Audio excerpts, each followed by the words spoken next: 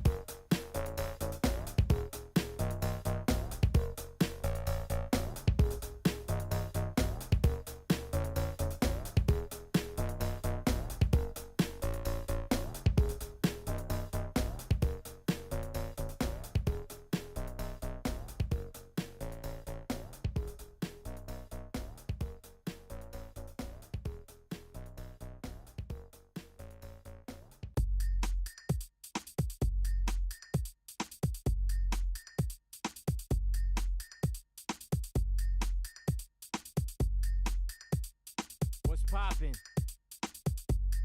Is what it is.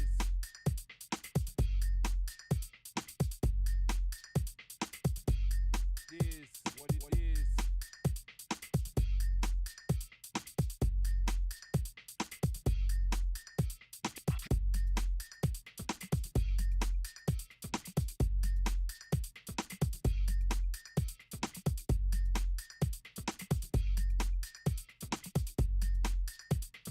Everybody wanna be a damn MC.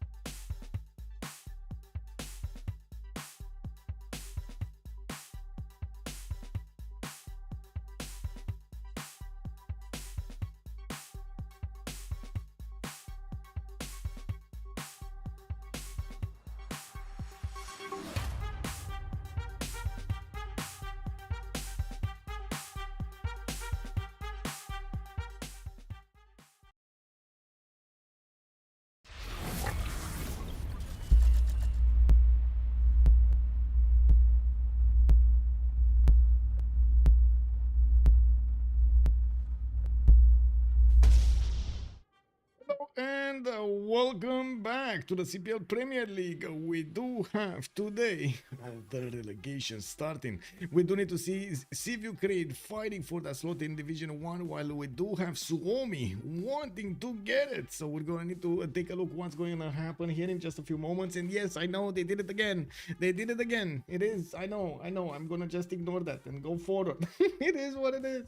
Let me actually open up the stream over here so you can see the screen. There we go, so you can see what's going on in the pick and ban phase. They did go for the pre-game vans. We do have Macedon and Cleopatra Ptolemy being taken out by CivUkraine, while we do have Suomi going for Vietnam and Sumeria taken out from the beginning. I'm thinking, wait, oh wow, instant ban on the Pangeas, and then tilted axis is gonna be banned. We got Highlands banned. We got also Inland Sea banned. Oh, I guess continents and islands. Rich Highlands and Lakes and Seven Seas are going to be the map choices that are remaining right now, and of course they do need to take two of these down. What do you think? What do you think? We're standing here over here, and what are we doing? Lee, hello there, ma'am, welcome, good evening. So whoever loses this series gets relegated. Yes, basically. So if CivUkraine gets to lose this series, they're gonna go down in Division 2. If Suomi loses this, they just sit in Division 2 basically. Circa Session, good evening sir, and welcome. Xaipong also, good evening sir, welcome back. Wait, nice, another stream. I missed most of the first stream. Welcome back. I hope you did you will find it fun though. It was quite a different stream over there with Hash on with us. Daniel Dingo also, good enough in my head. Willkommen, and Sasubo Somosu, bienvenue. Koffel, by the looks of it, well, initially I thought it's something related to Finnish, but it looks like it's one of their beers, and it's like a brand of beers. Yeah, it is what it is. Smooth also, thank you so much. Big shout out, my man, picking up that first promotion over again. Thank you so much, sir. Thank you. I don't want to also put up on my screen here on the left side the chat, so I can actually see what's going on YouTube at the same time, because yeah, hello there YouTube, and good evening, how are you doing? Let's go Rich Highlands. Rich Highlands it is. Oh my god, this is gonna be, guys, marathon stream. It is what it is. We got this on a Saturday. We got this, boys. We got this. I think I'm gonna need more coffee. Just say it, I'm gonna need more coffee. Oh man, would be nice to actually, I think at some point I'm actually gonna get to that moment, and then I'm gonna get a thermos filled with coffee at the beginning of a stream, and then I just, you know, go through it, multiple cups of coffee over there, just throw it in there. No Gandhi, yeah, it got taken out by CivUkraine, and also Canada got taken out by CivUkraine. On the right side we do have Gorgo banned, and it looks like also Gaul.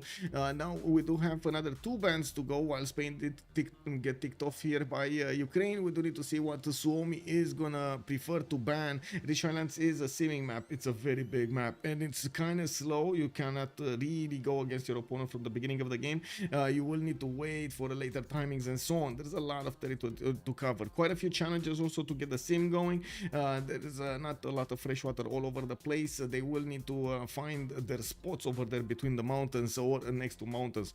We do have Chandra Gupta being taken out, and then immediately we do have Scotland being picked up by CivUkraine, going for those extra bonuses in his amenities from his happiness, I would say. This is going to be quite amazing for their sim. That is quite a powerful choice. Ethiopia on the other side, definitely I am curious to see how he's gonna do. Ethiopia is well known for getting a lot of stats up, especially because of his sitting on hills, getting the faith to actually matter towards science and culture, or I should say the conversion between faith into science and culture.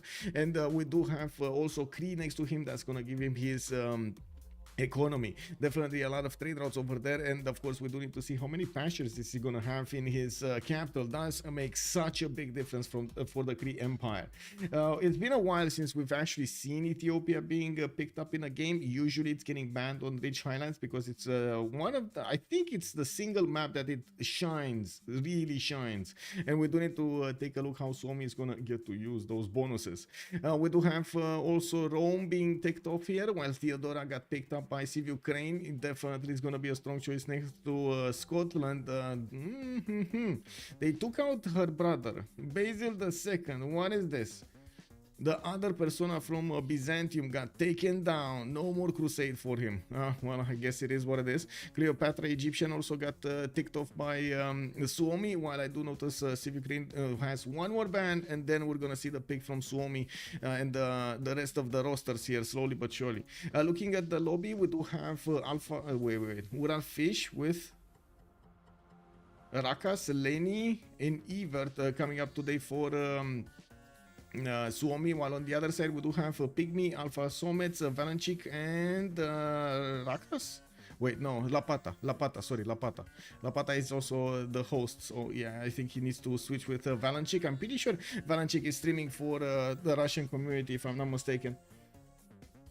Also, get the chats, cause I get the itch, get the chats, cause I get the itch. Oh my god, I don't know what happened yesterday evening, but somehow like my back hurts. You know that moment when you can't turn your head properly because it's like you feel pain over there on the spine? Well, yeah, one of those moments. So I went back immediately after the stream. I went to a pharmacy, got myself some of those patches over there to put on my back, and I'm hoping it's gonna be lower, because right now actually dealing with 3 screens worth of stuff, it's very weird. I gotta say, very weird. Now we do have Montezuma being picked off by Suomi, and yes, they're gonna have that advantage if he does manage to get the continent split. The extra bonus damage is always good of Montezuma. We do need to see what the last civilizations are gonna be here from Ukraine. They already have Scotland for a big simmer. We got Theodora, also kind of a big simmer, not really good generator, but it does do okay. Now we do need to see if they're gonna go for a few more damage dealers or they're gonna go for more simmers. Usually on this map, it's not unheard of to actually see at least one coastal civilization, something like Age of Empire, England or Spain are usually preferred the choices, but since they did take out Spain, probably Age of Empire will be picked here, or at least I'm hoping it will be picked. It's a lot of economy coming up quite early in the game. Half coast harbors do make a lot of difference. Getting them finished early on does matter quite a bit. And of course we do need to see and of course, Age of Empire, to finish my idea, does also have quite a bit of a power spike at the end of the game. It's a very powerful civilization. Okay, a coastal civ, but not one that we were expecting. Eleanor of Aquitaine, England, has been picked up by Ukraine. Okay, I mean, that's not bad. That's definitely not bad. And Russia has been picked by Suomi. Okay, they have 2 commercial civs, Montezuma and Cree, Ethiopia, Holy Site civ and Holy Site civ. Ooh, that's 1 commercial civ per 1 Holy Site civ. I'm not so sure they're gonna get everything they want, but of course they will use that faith conversion into units, so that might actually help them throughout the game, not needing to upgrade that many units, since they will just buy them with faith when they need them. But still, we'll see how they try to get the balance of GPT in their empires. I'm pretty sure this is gonna be quite important during the game, and we've seen how big empires fall because of the lack of GPT. It is quite a problem. You need to keep that resource always. Pericles should get picked, I think. Very good save on this map. Yes, I agree. Very good save on this map. It doesn't look like they actually are gonna go for the Greases in the sense of trying to go for a culture victory. Eleanor of Aquitaine getting the advantage when it comes to those the theater squares buildings. That's gonna be quite important to get some great writers. So he can definitely try to defend or even try to go for a culture victory. While Peter is gonna be in the game, we've seen how Peter actually gets a lot of tourism later on, so I do trust that he definitely has a chance of going for a culture victory. It's been some time since we've seen a Russian culture victory, but I'm pretty sure it's still there. It's still there. Now we do have them rejoining for 0ms, and yes, I think I actually need to rejoin myself because I saw a 0mser here. And let me actually close the screen here because we don't need this. I'm gonna need to put up this. And why is the screen so green? Wow. That is so blue, sorry, so blue. Why is everything so blue on the camera? This is so weird. But anyway, I hope I'm gonna fix this also. First things first, let's get back into the lobby and then deal with the other problem. One, there we go, and then other problem. Okay, it's not really blue, but oh my god. Is it fine? I don't know if it's fine. It kind of looks like I'm, obviously, it is what it is.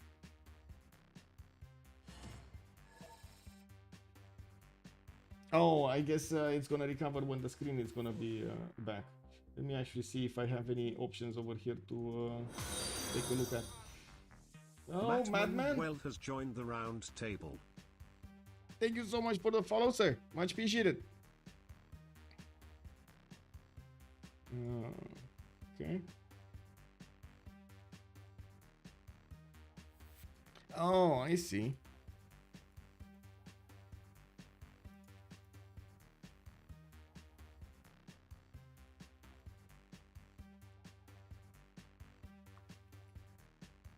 There you go. You know what I need to do is actually manually check the white balance. This is the problem. It doesn't know how to do it automatically. It put it at 2000. What do you mean 2000? Are you kidding me? There we go. Look at that. I actually have some color in my cheeks right now, you know? Oh yeah. Oh yeah. Okay. Okay. There we go. There we go.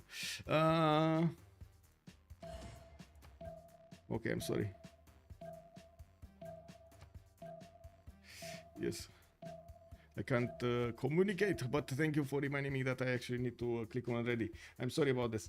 Anyway, it is what it is. We're going into the first map. I do want to put up, first of all, the a map on the screen, so everybody that joins us will know that the map type that will be played today is going to be Highlands, Rich Highlands actually. Rich Highlands, that's a long word, long string of words.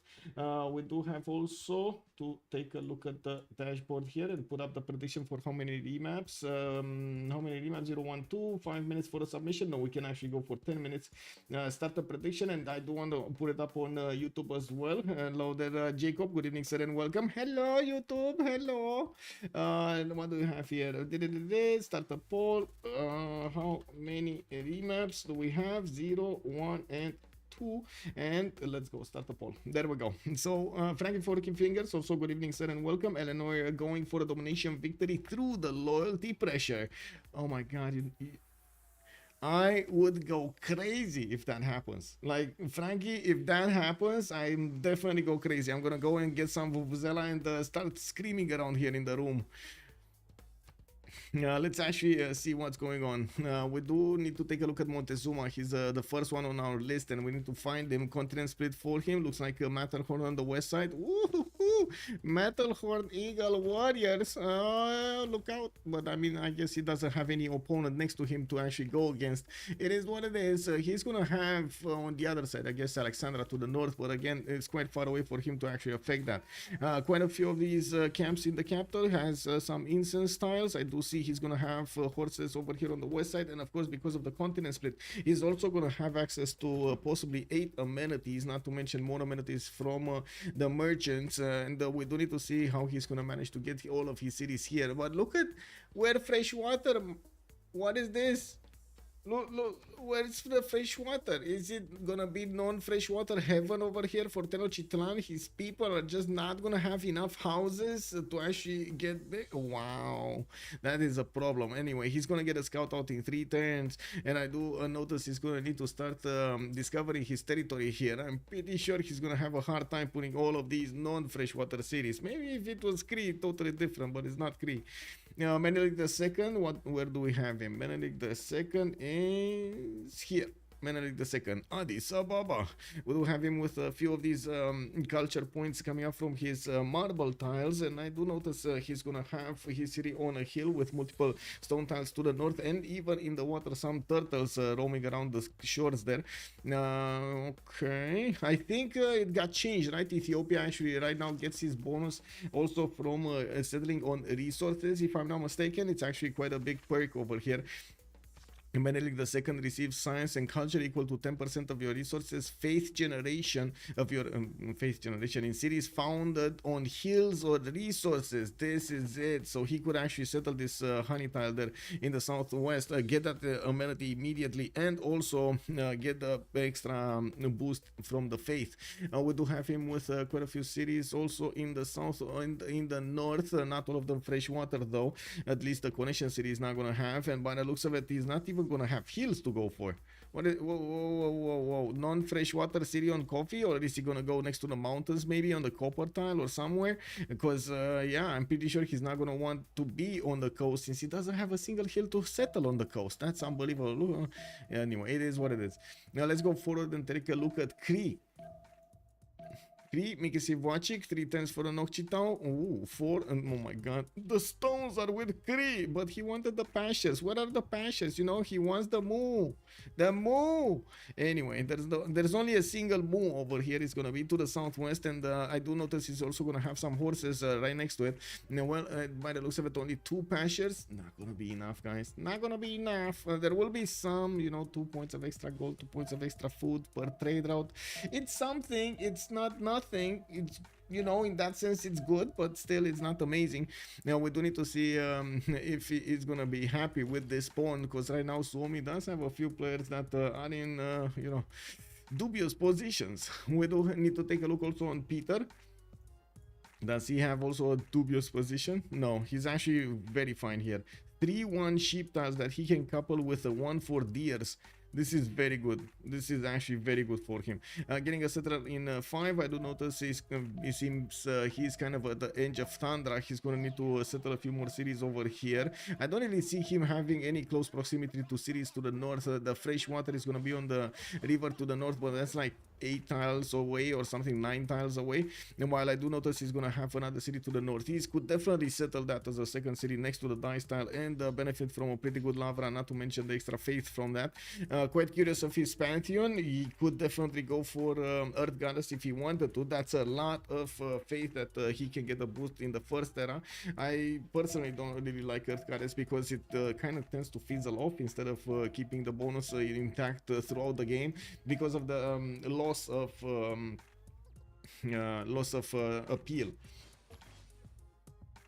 Just realized, did I get this? Yes, okay. Hello there, Urek. Good evening, sir, and welcome. Looking at next, let's see Lapata to the northwest of Russia. We do have Scotland over here with quite a few ship tiles of his own and also access to multiple amenities, 1, 2, 3 in his capital. I do notice, wait a second, he will have the 4th one also to, and whoa, wait, that's a 5th one. Yeah, that's another continent. Oh, this is nice, but he's gonna need to fight for these amenities. I'm pretty sure he can get at least one city to improve the truffles to the east, another city to the north. This doesn't actually give him any close proximity, though. If he settles on the maize tile, he's not gonna have enough for the silk. He needs to get closer, and that's gonna be closer to an ally. So probably all in all, it's good. He definitely wants extra amenities here to get his people happier, to a higher plane of happiness. Well, we do have also Sterling starting to scout around. This is pretty good for him to work from the beginning. A 3-2-1 spice tile and a 2-2-1 amber tile. I don't think CivUkraine, looking at the Scottish spawn, I don't think they want to remap this. Just saying, man, I don't think they want to remap this. Let's actually take a look at Persia. What's going on? We do have Passagarde with a 2-2 base. He also is going to get a settler out in 4 tens. A good second settle on the stone tile to the south between the mountains. With a bit of fresh water on the west side, he's not really going to have that many more options to go for in the north unless you take into account the coastal settles, which to be honest wouldn't be that bad. Those are whales in the water with a 3 foot base, not that bad.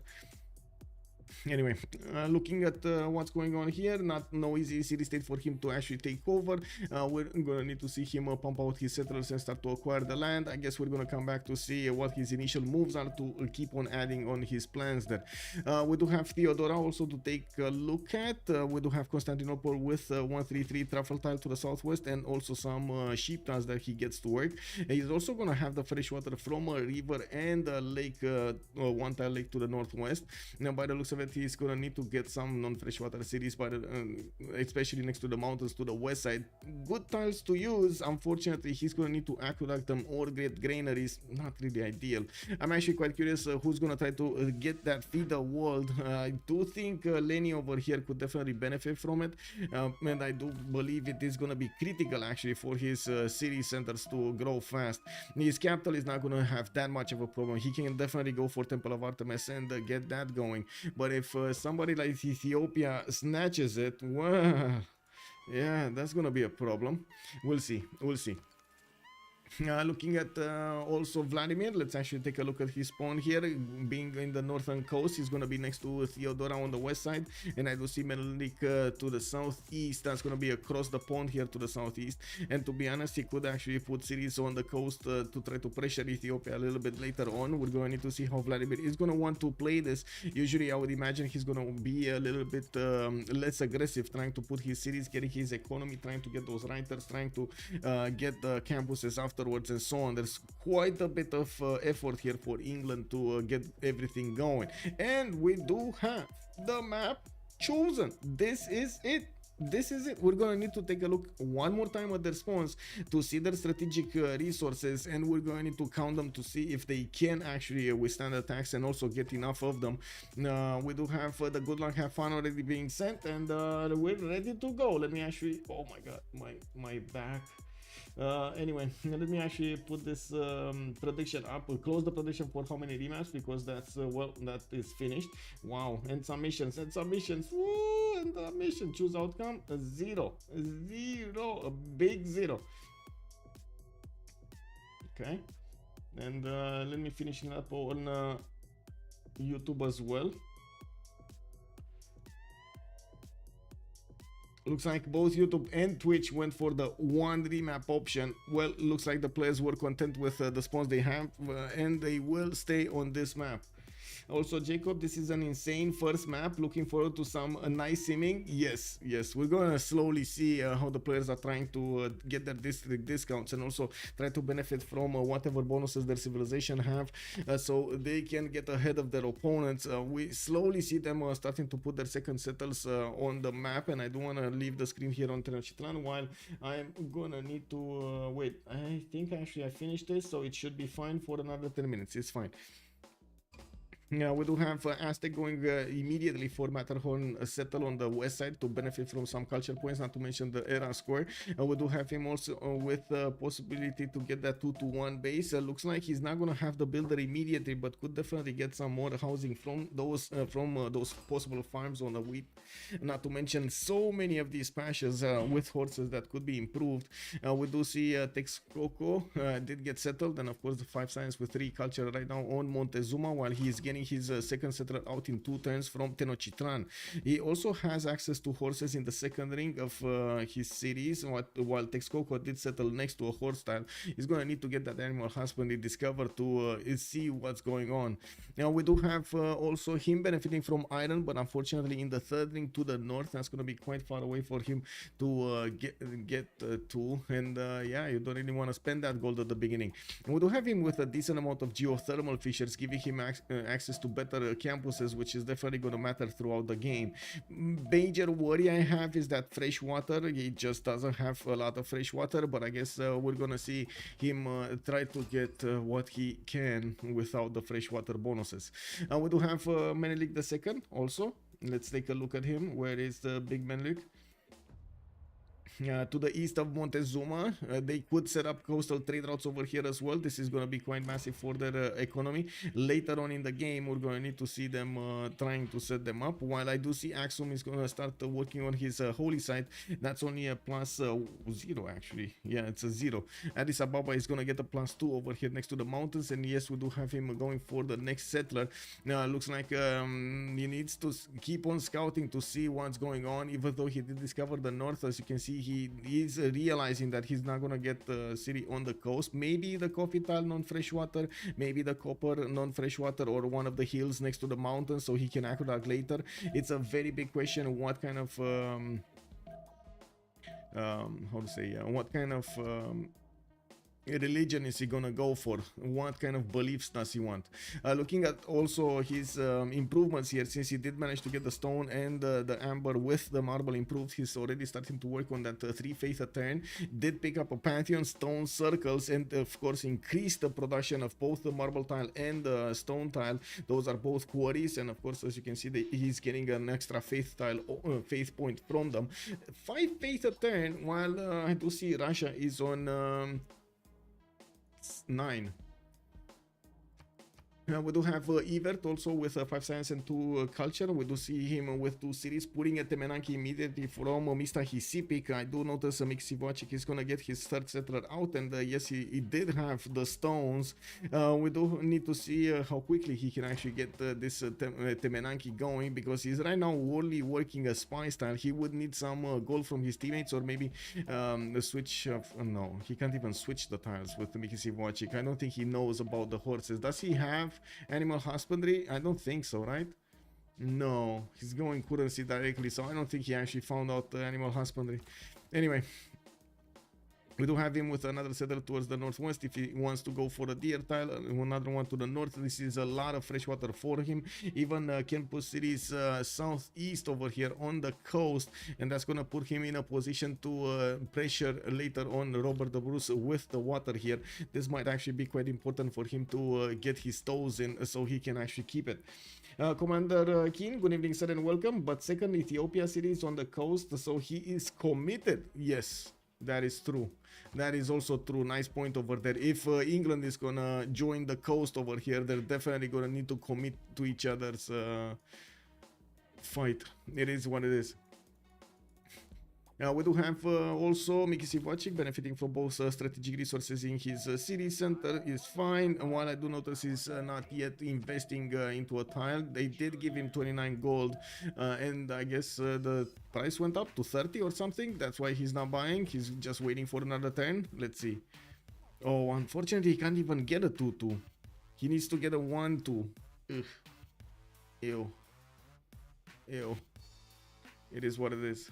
Anyway, now we do have Peter here with archery coming up in 1 turn, and I do notice he already is getting his Lavras to sing for him to faith a 10 from the capital, with Moscow having 3 faith belief in that. I do notice he already recruited Simon Peter. He was the first one to actually get enough points here, and he's gonna establish a religion. We do have him with the next settler coming up next turn, while I do notice he's getting the faith from all of these Tundra tiles. That means Earth Goddess has been picked up as a pantheon.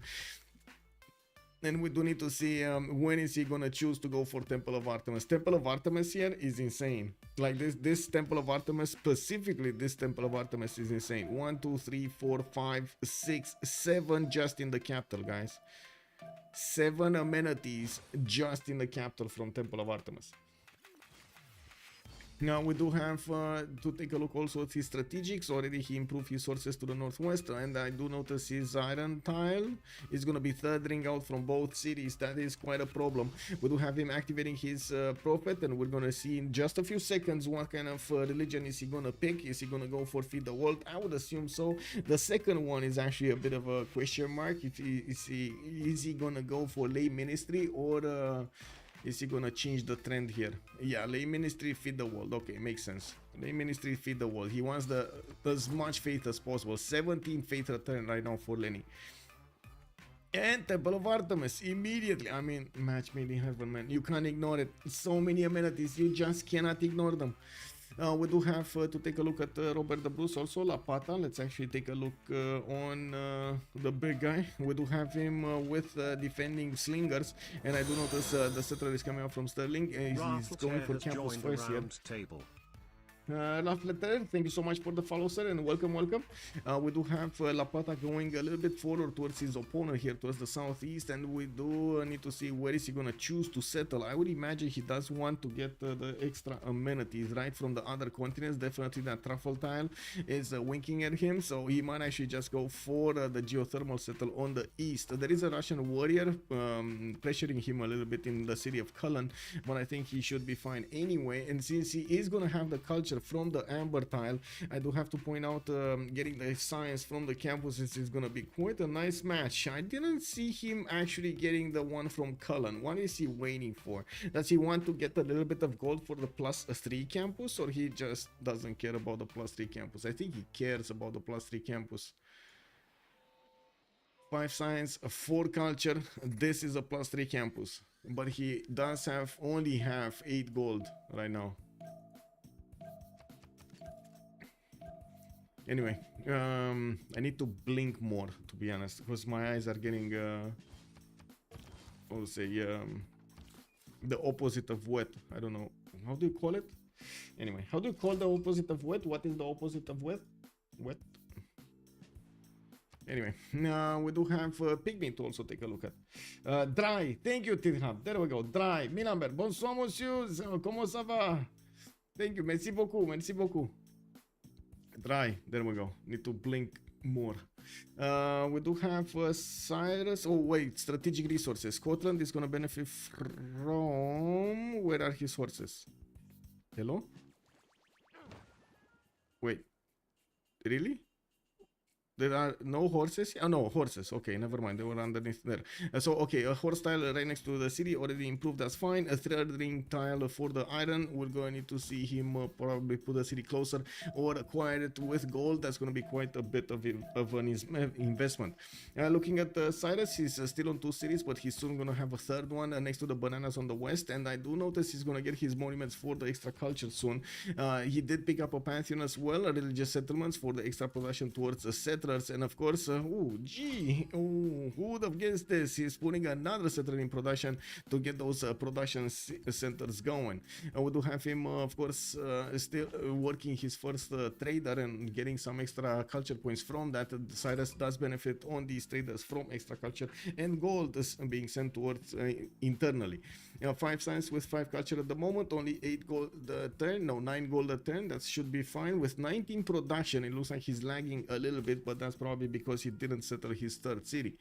We do have also Theodora with Alpha Soulmates. Oh, by the way, second ring iron tile, that's going to be easy. Second ring horse tile, that's going to be fine.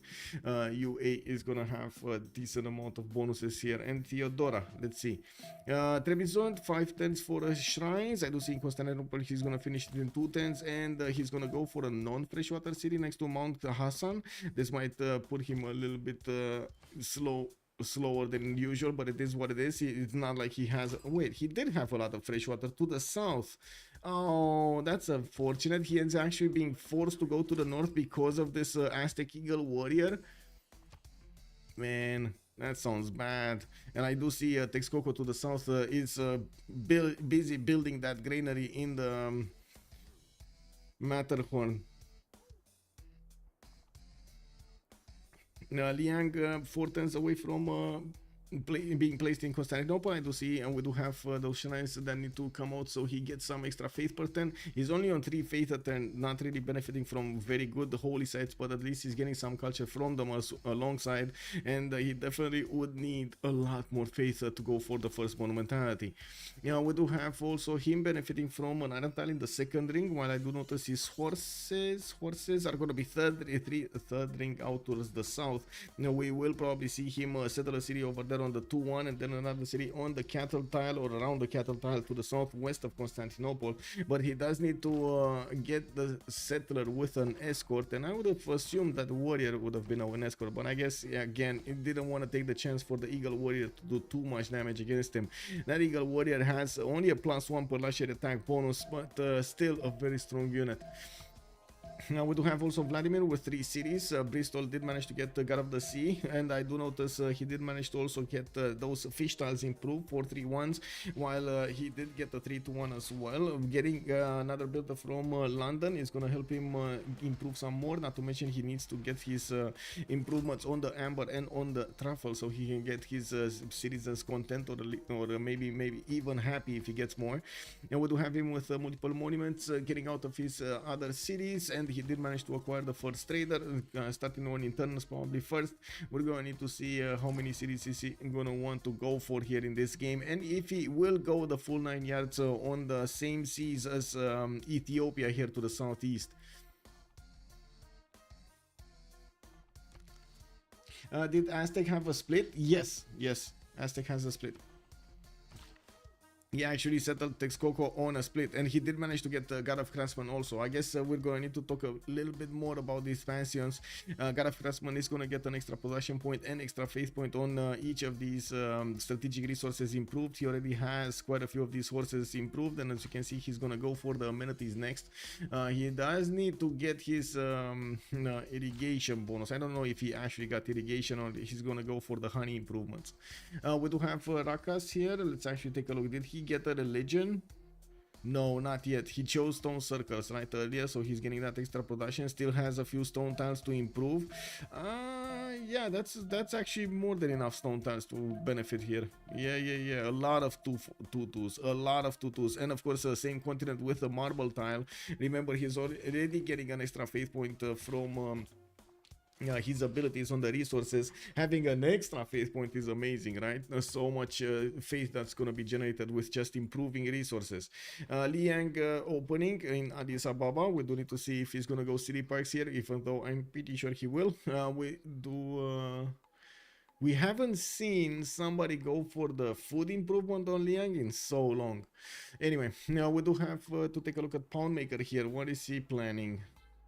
He's still working on a Temenanki in 5 turns, but he did manage to improve 2 of these wheat tiles to the north with the extra production and science from a Temenanki. You can imagine that's going to be quite big. He also has quite a few more possible farms in the south, and you've seen how Cleopatra Ptolemy did get those improved a few days ago. That was quite something. Wasn't it yesterday, right? And Sasu, how many remaps? Zero. No remaps. I think it's safe to actually even go for who's gonna win here, because they're taking this slow. Who will win? And let's put Suomi on one side, and of course CivUkraine on the other side. 30 minutes for a submission period. There we go. Jogi is also both. Hello there, sir. Good evening, sir. If I didn't say earlier. Okay, this is fine. This. Okay, there we go. So, Cree trading, starting to trade with both of his capital and also putting down his commercials. A little bit unfortunate he didn't get the discounts. It is what it is. We're going to need to see him try to get some more.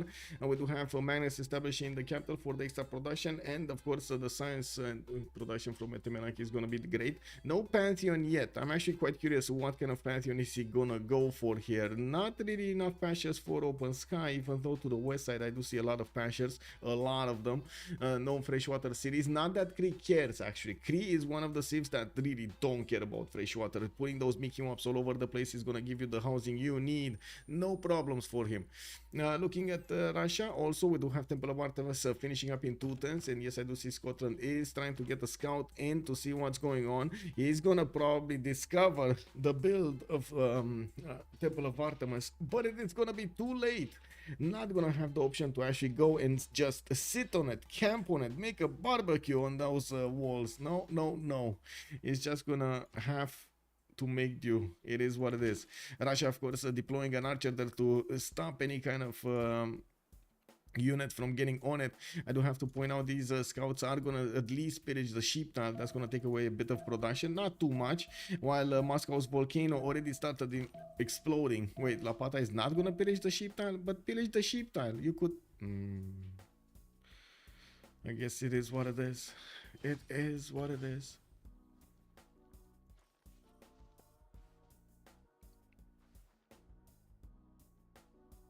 Okay. Interesting. Anyway. Okay, so let's see. City Patron Gallus for the 40% towards the first district here by Scotland. We do have Liang in already in the city of Stirling, and of course the city parks is gonna be the way. Also starting to get a few new settlers from his other cities, so he can expand quicker here. Usually the players on the Rich Islands do try to go for 5 cities, 6 cities extremely early because you do have that opportunity. We're going to need to see what's gonna happen here with Ethiopia. I'm actually quite surprised he chose Liang first instead of Moksha first. He definitely needs quite a bit of faith. He only has 9 faith at 10 right now, and of course with the culture from Moksha and the faith from Moksha, that would be quite good on the city center and on his monumentality. Looks like he's not as worried as we are, so we need to see. Maybe he's right here. Highlands, yes, big game. Good evening, sir. Also, is that fine? Look, check this out, guys. I'm gonna start making noises. You redeem the sounds and I start making noises. Yes, this is the way. Hey, Matt Bits, good evening, sir. You like the Ukraine draft? Yes, yes, it's quite a interesting draft over here. It does seem at a glance quite powerful, and we do need to see if on the other side, Merrick II is gonna be on point on his sim to actually counter Robert the Bruce here. Yeah, there we go. We got the snake dance, and we got the whoa. What is this dance? What is this dance? Oh my god! The I clicked on the wrong button. The Nessie twerk. The Nessie twerk. Oh, I see. Is Ural Aztec in rage of a split? Yes, sir. Yes, sir. He does have a split over here. Actually, he already put 2 cities on each on a continent. Texcoco is on a continent, Tenochtitlan on another continent. And it looks like he's gonna go for that tobacco settle to the north, where he does have an amazing amount of tiles here that are gonna get their improvements from the extra fertility of that forest fire. While I do notice him opening up with those commercials, having the extra benefits of extra production is giving him such a good tempo. We do have him actually improving the incense, so he did manage to get irrigation, while he is managing to get finally the honey improved. Didn't he settle on honey anyway? I guess he's gonna give it away. Ural Giga Kerry. Yeah. Okay, now let's see. Pygmy. What is Pygmy doing? Getting his Magnus. I do see him finishing up his monuments, so going for that 4th city. He did choose a religious settlement, so he would definitely benefit from quite a few of these settlers running around his neighborhood. We do have him with a decent amount of fresh water to the southwest and east side. Of course, he's going to have the coastal settles in the north. That's also going to be quite good. While on the west side, if he does settle in the water, he's going to commit to attack a Cree over here. We do need to see if that's actually going to happen. He does have Robert the Bruce in the southwest, and I'm pretty sure he's not gonna get to war anybody on land unless you take into account Russia in the far south. We're going to need to see if they're actually gonna trade punches later on in the game. Of course, Cree only has a single city here, but I would imagine he's gonna get another one. And yeah, there we go. There's another one going for the May style. I wanna see if they actually know. They do not know exactly where Cree is and what are his capabilities here. Okay, well, we do need to see if that's going to be a commitment or not. Looking at the city-states, we do have Nazca, Yerevan, and the Vatican City for the religious city-states. Ayutthaya, Caguana, Mohenjo-Daro, and Rapa Nui for the culture. Auckland with Brussels will be providing the industry, and I do see Lahore and Gazagamu are going to be the ones with military bonuses. Geneva, only one for science, and there's one missing. Isn't there one type missing, is it? No, I think we got everything. No, this is okay. There's no gold. There's no gold city. No gold city in the game. Kick. It is what it is. Hello there. Welcome. Nemesis, good evening, sir, and welcome. Artemis is secured. I think it is, right? Yeah, it is. It is in St. Petersburg. And this is gonna be such a good city, by the way. Wait. Oh, he still needs to get quite a few improvements, right? He needs to get the camps. Yeah. Wait, did he finish? They dealt with the scout. Okay. And I don't see any pillages. If only he would have pillaged the ship there. Anyway, now we do have Liang over here getting out in 3 and getting in 3, and I do see another wave of settlers coming out from Cullen and Sterling next turn. He's gonna get those expansions to the west, while Russia is already on 300 and something faith in the bank. He does have 37 faith at 10 with 7 science and 8 culture. This is gonna be a massive monumentality beginning for Lenny. I'm pretty sure he's gonna want to expand as quickly as possible, and I do notice he did manage to get the district discount on the Government Plaza. Pretty nice. I don't think we did have a government how to say discount over here. Did he get a discount on the Government Plaza or did he not? I'm not sure, but anyway, we do have 2 campus opening with Government Plaza already finished and a commercial, so I guess La Pata did get the discounts. Oh, three campus opening. Okay, this is what I was referring to earlier. He probably did wait to get that bought and placed, so yeah, there we go. He did manage to get his discount. 16 science, 8 culture. Okay, we didn't see Theodora opening. Okay, let's see. Catholicism, work ethic on Theodora, and pilgrimage. He's gonna get the production from the shrines and temples, and well, pilgrimage is gonna give him some extra faith from the converted cities to his religion. He does right now only have 19 faith a turn. It's not that big, but at least it is 1 point bigger than Menelik II. Now, we do have him also with the geothermals, giving him some extra adjacency towards campuses, and I do notice he's gonna have the cities in the south to go for here. Soon, I hope soon. Emergency. Looks like Vladimir is asking emergency.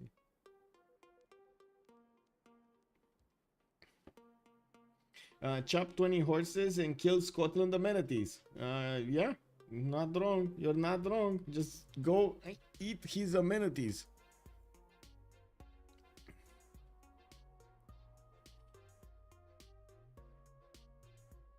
And that 44 faith attempt from Lenny is troubling to say the least.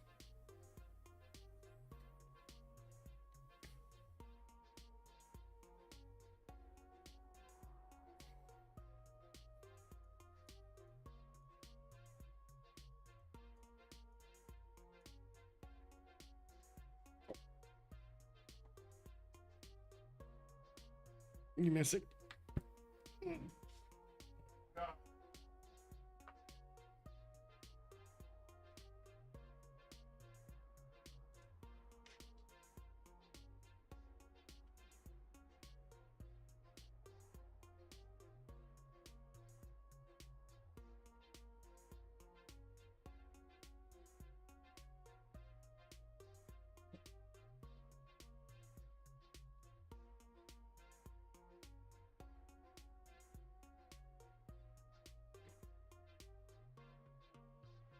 Hey, good evening, Colorado. Welcome, sir.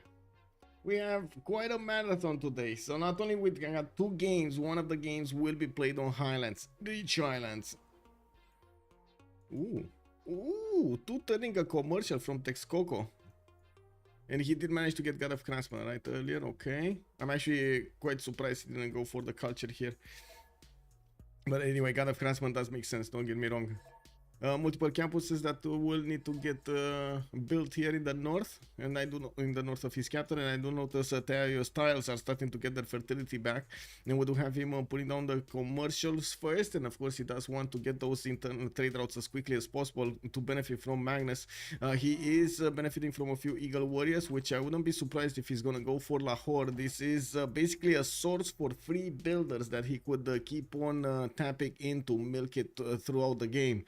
Now, of course, with the Eagle Warriors, we do notice he's a bit too far away from actually doing something against Byzantium or fearful of Byzantium at the beginning of the game. Looking at Kree, he did finish at Temenanki, getting those extra production and science points. Now, this city is amazing. We do have him with 12 science and 7 culture at the moment, and getting his government plaza. Couldn't discount it though. Of course, he did start up with commercials and didn't finish them. So, yeah, you can imagine a few too many districts to put the discount in. Now we do have him with the Okchitaus coming out from Sakahikan, and he has Auckland on the east side, and I do notice Ethiopia did actually put in Amani in there. Ethiopia does have 2 resources improved on the coast, so this is gonna get some yields from that. He did manage to get his Great Prophet, and I do see Ancestral Hall is chosen as a specializing building of the Gavron Plaza, while I do notice Liang. Wait, Liang is gonna go for the right side. He did go for the food. Oh my god, this is amazing. He did actually go for the food. This has been so long since I've seen this, I gotta say. Liang, right side. Yeah, Liang. Yeah. Forgive me for this super quick. What turn is it? My speculation is quite frankly, so I can't see it. Oh, it's 31, sir. We just got into the first era. We just got into the golden ages.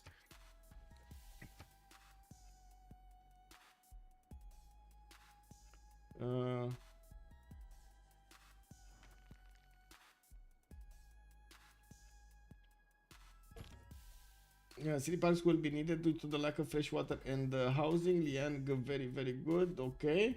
Is that a Liang on Rakas? Yes, that is a Liang on Rakas. And he went for the right side. To be honest, if he goes full right side, this is another one. This was actually the initial road that everybody wanted to go for the zoning commissioner to get the extra production bonuses. Oh my god. Anyway, that's a big population with a lot of faith potential here. Anyway, Ural Fish, Pen Brush and Voice Golden Age on 4 cities, Montezuma. He is finishing up his commercials and gonna start to be competitive when it comes to these great merchants. There aren't that many points acquired, and of course he's gonna be one of the few getting them. I do also notice he's on 49 production at the moment, actually the biggest one from his team, but he does have that God of Craftsman that is giving him a bit of an edge here.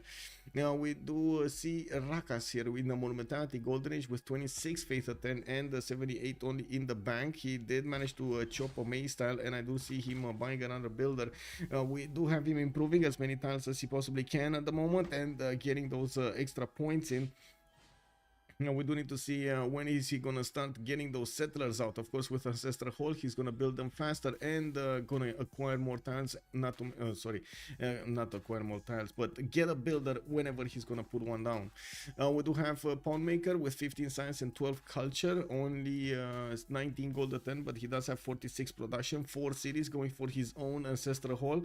And I do notice we do have him with multiple builders coming around, not settlers coming around. He's gonna delay his expansions first to get a few builders and improve some more of his tiles, and then go for that, trying to get his commercials built. Now that Mr. Hisipic does actually benefit from good tiles to work. As you can see, he's building that commercial in 3 turns as well from his capital. It will take a while to get to connect all of his cities, but he will do it. Now we do have also Lenny with Russia. We do need to see how he's gonna get these CDs out, and I do notice he's getting a wave of settlers from his city centers, and of course he still has 250 faith in the bank. I do see Magnus establishing in the city of Kazan, where he does have a lot of chops. Whoa, this would be, I mean, this would be a surprise if next turn he buys a builder last second, and then next turn after Magnus finishes he starts putting horses in production, and then, you know, casually chopping like 4 or 5 of them, 6, 7 of them out and sending them to us Dumfries.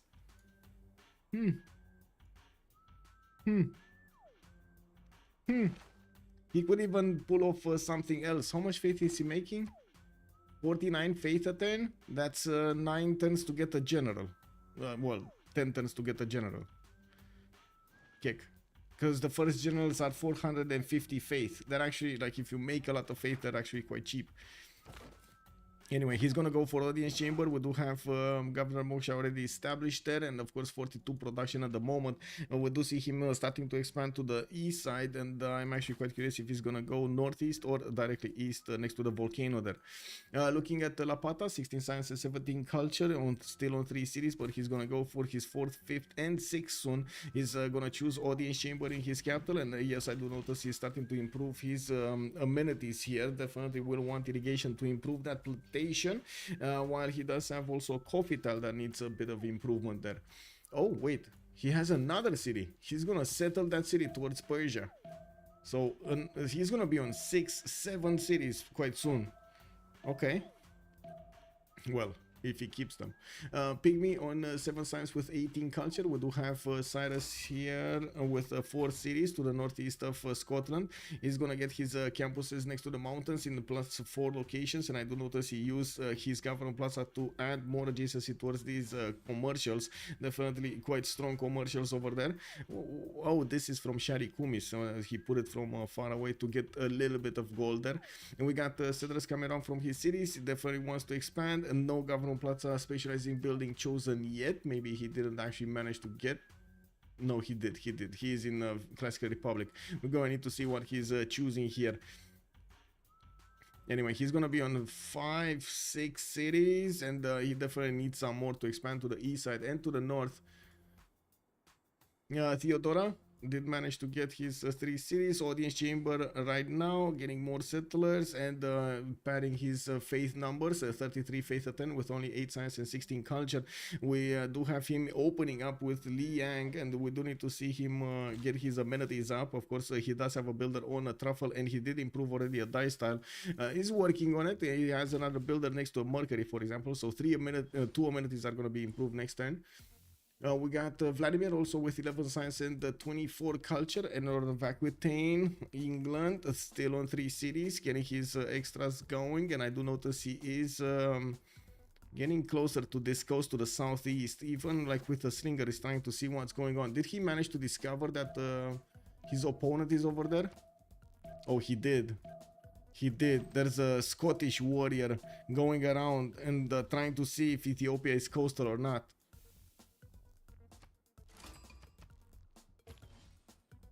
Whoa.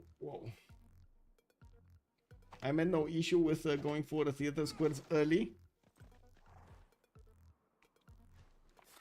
Eleanor theaters are the best theaters in the game.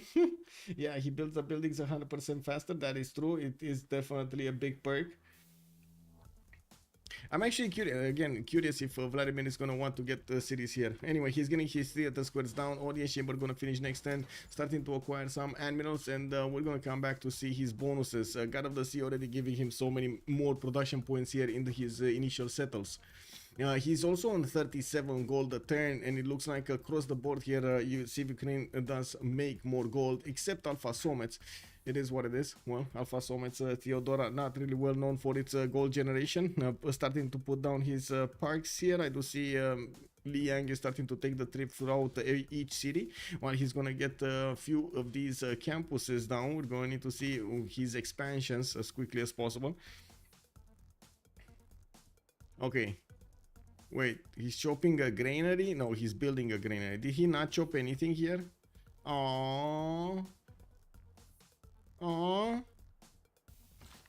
I guess this is opportunity lost over here for Lenny. It is what it is.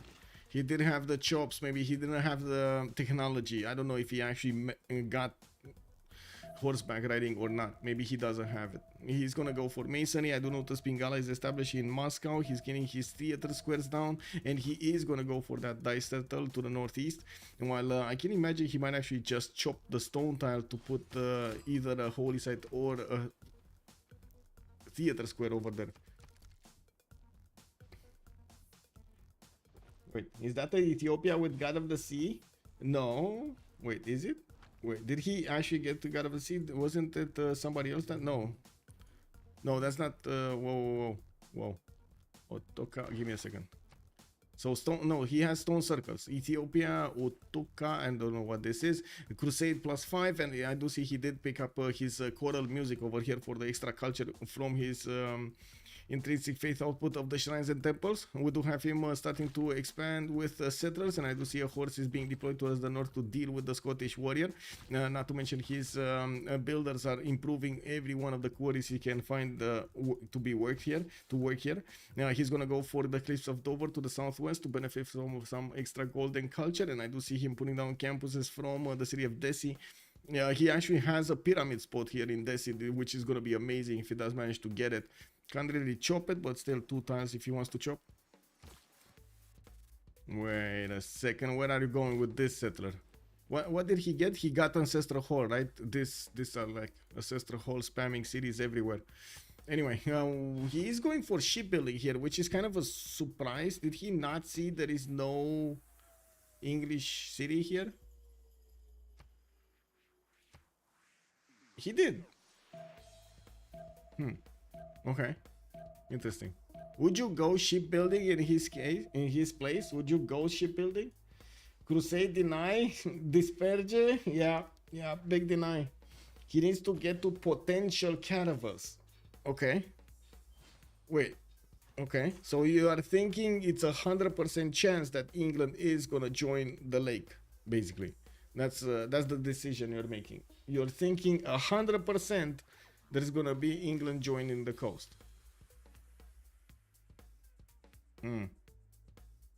I guess there is another city here, but I would imagine he's actually gonna settle it to the northeast. And this one clearly is not going southeast. They're both going westward. I don't know. I don't believe this is gonna go into a boat fight, but maybe it's just me. I mean, it's good, you know. We would have what to talk about here in the Sargasso Sea. There's definitely gonna be quite a few boats going to the bottom, but yeah.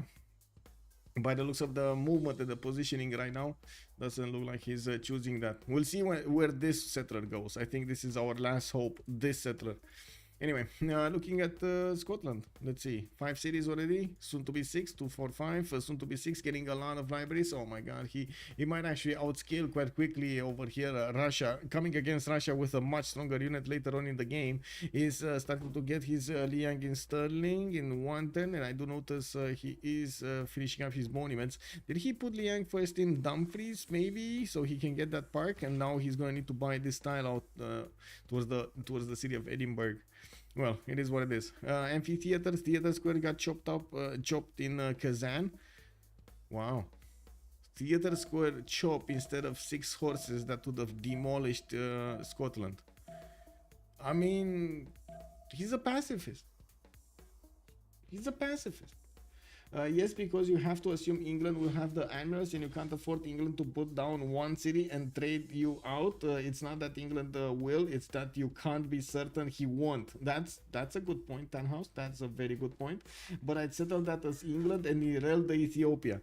That is also true. That is also true. Because you can definitely do that. Yes. Okay, let's see. Is this the last hope? Vladimir, what is he gonna do? Is he warmonger or peacemonger? Warmonger, peacemonger. It's basically a question of south, north, right? Warmonger south, peacemonger north. What is he gonna choose?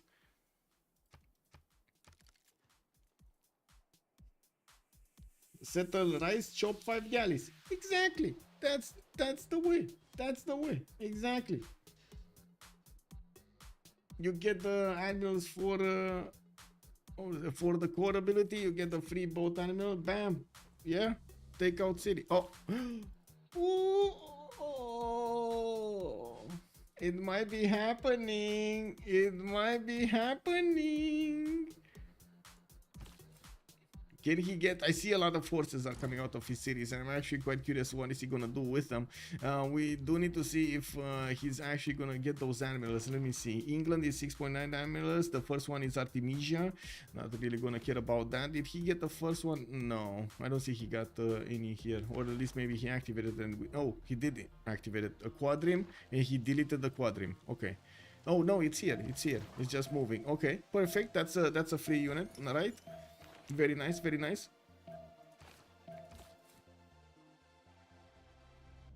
Okay, Kree, is he getting his settlers? Yes, he is. He's also dealing with a warrior from Persia on the east, and I do see Auckland is getting converted here by Rakas. Ethiopia is keeping it tightly. We do have Mikiziv with quite a few chops, but did not get a builder yet. He's still trying to get those settlers out and about to give him those extra city centers to work. Hanging gardens in 5 turns from Mr. Hisipik. This is gonna matter so much for his whole empire. The extra growth over there does definitely help you get to a higher population level. Lenny did manage to get to 40 culture a turn with only 15 science. He does have 61 production with 67 faith a turn. Definitely a lot better than Lapata's 68 production, but I do notice it's a much better balance here between science and culture on the cities of Scotland. Now that he's putting down quite a few city parks, he's also working those tiles, some of them, and getting those extra culture points along with the science points. Plug in Pingala in Dumfries. Looks like he's looking for 60 plus science very quickly here. We're also gonna have him competitive on the scientist screen, and I just wanted to talk about this, but then Hypatia got picked up. Bam, he got it. Free library over here in one of his cities. You just switch in when you grief him. There's no way he goes oil legacy or oligarchic legacy. Wait, whom? Let's see. Who did get what? This one? Audience chamber, it got finished, right? So let's see. In what was he? He got the Republican legacy. I think he got the Republican legacy. Now, let me take a look. Oh yeah, he got Republican legacy. He doesn't have the legacy card yet. That means this was the government type he was in. Okay, we got boats out from Ethiopia trying to get onto the coast here. It looks like England is moving forward. We do have England actually choosing to go against Mohenjo-Daro, connecting his empire to that city-state. And, well, we do need to see his choice here. Looks like the Rice tile is going to be a prime target for a city. Okay, on the...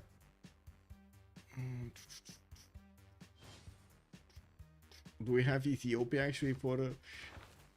Oli? No. He also didn't get it, did he?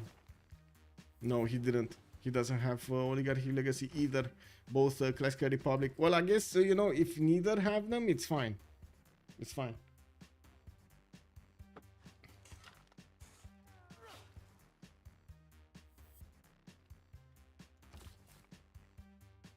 And there is an Ethiopian settler going somewhere. Is he actually going on the other side of the coast here?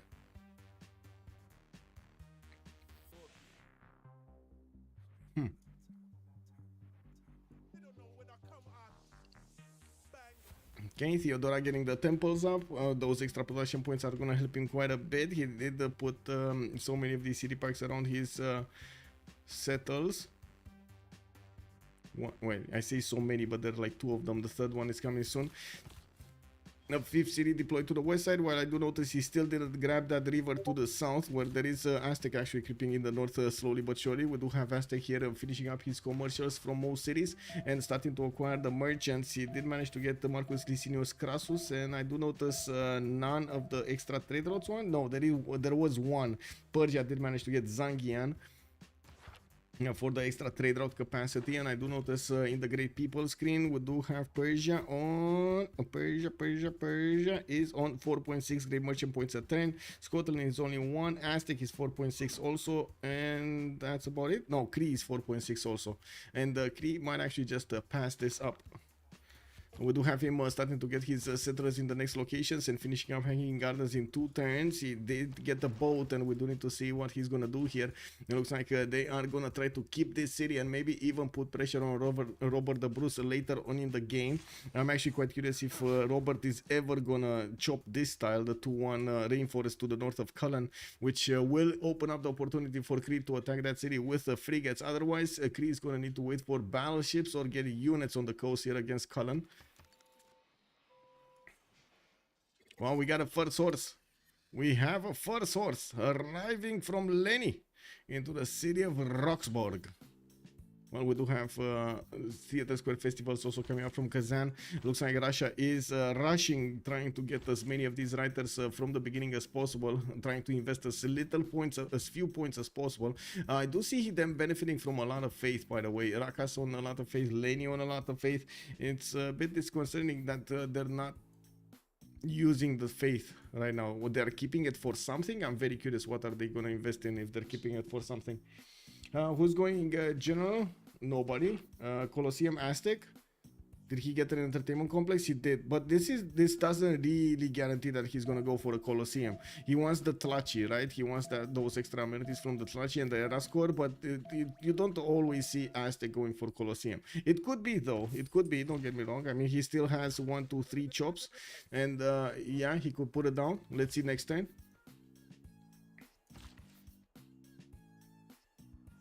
Did he? Wait. Lahore won?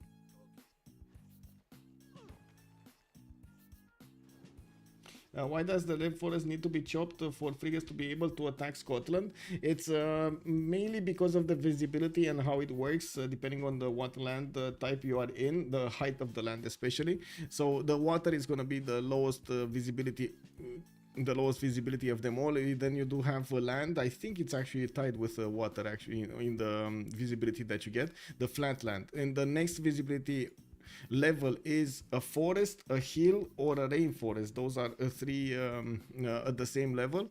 If you do add those up, you do add, for example, a rainforest on a hill, it becomes 2 levels higher than the normal sea level, and the same can happen with a hill and a rainforest. That you cannot see from level 1 over level 2 to another level 1, or from level 1 to level 2 to another level 2. What you can do is see from the other side, like see from level 2 to 1 and 0, and so on. So having an extra visibility that blocks the vision of the city for those frigates is not gonna allow the frigates to attack into Cullen or any other unit or any other ranged unit. Yeah, Scotland can pressure with Knights General. Stirrups coming, well, his stirrups coming up in 2. I'm not sure if he's actually gonna get to pressure. Let's see if he's getting some. I do see a heavy chariot coming up from Dumfries and one from Cullen, and it looks like he might actually want to get those quickly. He does have actually, wait, he's just a few turns from actually discovering also mercenaries on the civic tree. Military training is coming up next turn, and we're gonna see him have a choice. Let's actually see. It's gonna be, is he mercenaries already? Did he get feudalism? Because he needs to get, so for mercenaries you need feudalism and you need military training, these two. And the question is, did he get feudalism or not? Oh, he's definitely pressuring here. La Pata is definitely pressuring. Heavy chariots coming up from multiple cities, and he's getting him camel training projects in Dumfries. He's actually gonna get to acquire one of these generals in the face of Russia. Well, if only Russia chopped those horses. If only Russia chopped those horses. Yeah, could have definitely been a different game. Anyway, we do have to see if La Pata over here is going to manage to do the significant damage against Russia as he wants to. We do have Russia with a decent amount of production and the faith per turn, but he didn't get there yet to Grandmaster Chapel to use the faith to buy out units. He's still at the moment that he needs to buy out builders and then convert chops into units, which, as you can see, he's starting to run out quite quickly. He did manage to chop most of his territory, if not all of his territory. And we do have Lapet already on 71 science and 40 culture, outscaling Lenny in the science tree by quite a bit.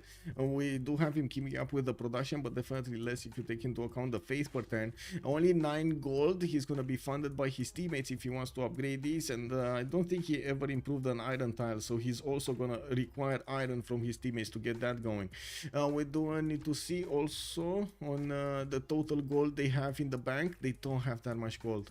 They need quite a few turns to, or chops in maze tiles or something crap tiles to actually get that gold going. There are 2 maze tiles, for example, over here between Dumfries and Roxburgh that he can get the gold for his upgrades. Okay, 2, 4, 6. Oh, I see. The city of Leeds did get put down, and it looks like these Ethiopian galleys did not waste any time, got into the borders of Leeds, and they're gonna pressure that city center slowly but surely. We do have to the southeast also another city center coming up from Ethiopia. He did settle one on the western coast, even leaving spot for another one northward, while we do need to see if he's gonna start to get those Oromos all over the place to go against his opponent on land with Grandmaster Chapel, and also pressure the city of Leeds on the seas with some caravels. Looking at technology, we do have Ragas with 25 cents and 34 culture. Those 2 things I just mentioned, they're kind of far away from him. He does have 69 production with 68 faith and definitely is putting down more campuses and getting those temples working. Harbors for the extra points of admirals, not to mention those extra points of gold, while he did manage to get Lalibela here with a very, very strong holy site also on the cliffs of Dover. Correct me if I'm wrong, but I don't think he's actually getting the culture and the science bonuses in Lalibela. He's on a wonder. The wonders don't count, right? Then if wonders don't count, why did he not settle on the iron tile? Kick W. Anyway, now do they have enough iron? Let's see. On UA, I would say no. Yeah, there's only 11 iron on Pygmy and then 4 iron on Vladimir. That's it. Nobody else has iron. Cliff settle is better. Yes, it is better. Yes, he needed to settle the iron. Yeah. This is what it is. You know, make a decision, you go with it.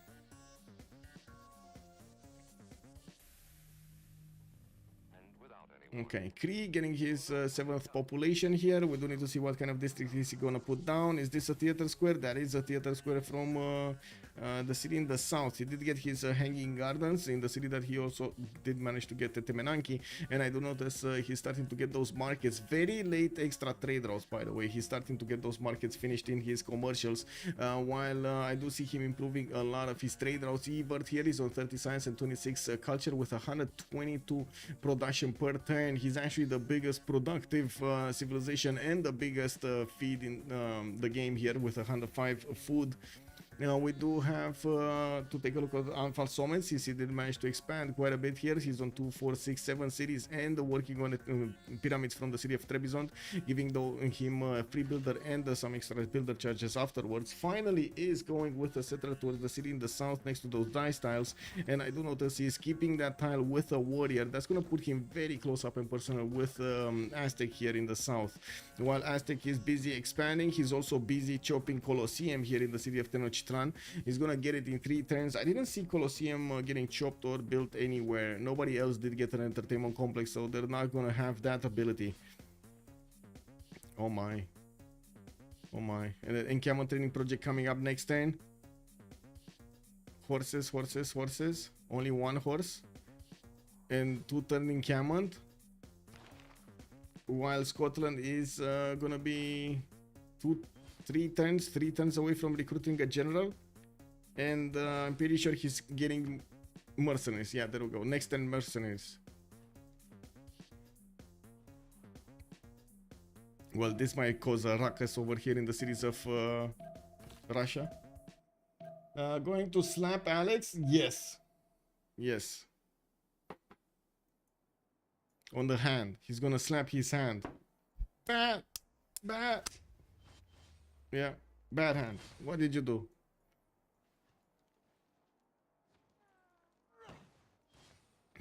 Okay. Diplocurten in Mista Hisipic. Multiple markets coming around, more settlers, everybody's expanding, everybody's happy except Scotland over here that wants to expand, taking cities from his opponent. We do have Byzantium also needing to pay attention to what's going on in the south, since Kree does have 32 science and 29 culture. It does seem like Alpha Somets is good on this with 30 science of his own and 44 culture. He should be fine for a while. But wait a second, that's Ural Fish. I was comparing it to Kree. Never mind, I needed to compare it to Aztec. He's on 46 science and 49 culture. Actually, both on better on both accounts, and now with a better production capability as well in his empire. When he's gonna hit this Colosseum, and if he does manage to get his happy citizens already. Ooh, he's ecstatic already in his capital. Oh my god, I mean, no wonder he actually has so many bonuses. His people are so happy. So happy. First world unit. Okay, we got knights upgrades. Did he recruit it? Oh, he did recruit it. 1 project was enough. Okay. Okay, we got to that point that he definitely gets a lot of project points. Or a lot of points from the project. Theodora going to slam 3 knights into Aztec, which adds a lot of pressure because they need all the resources to bail out Russia. Yes, they do.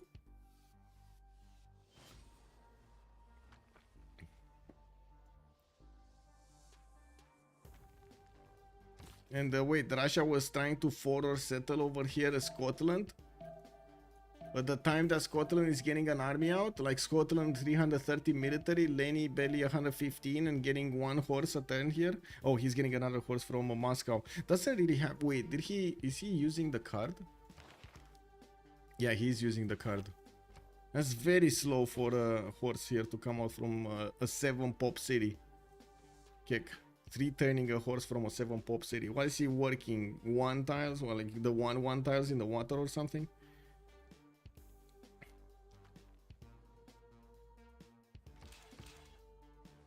Anyway, these knights are gonna be quite stronger than the units of his opponent. Lenny does manage to get to coursers in 4 turns, and we do need to see if he's gonna manage to get a general also. I would imagine he is gonna actually get a few projects going.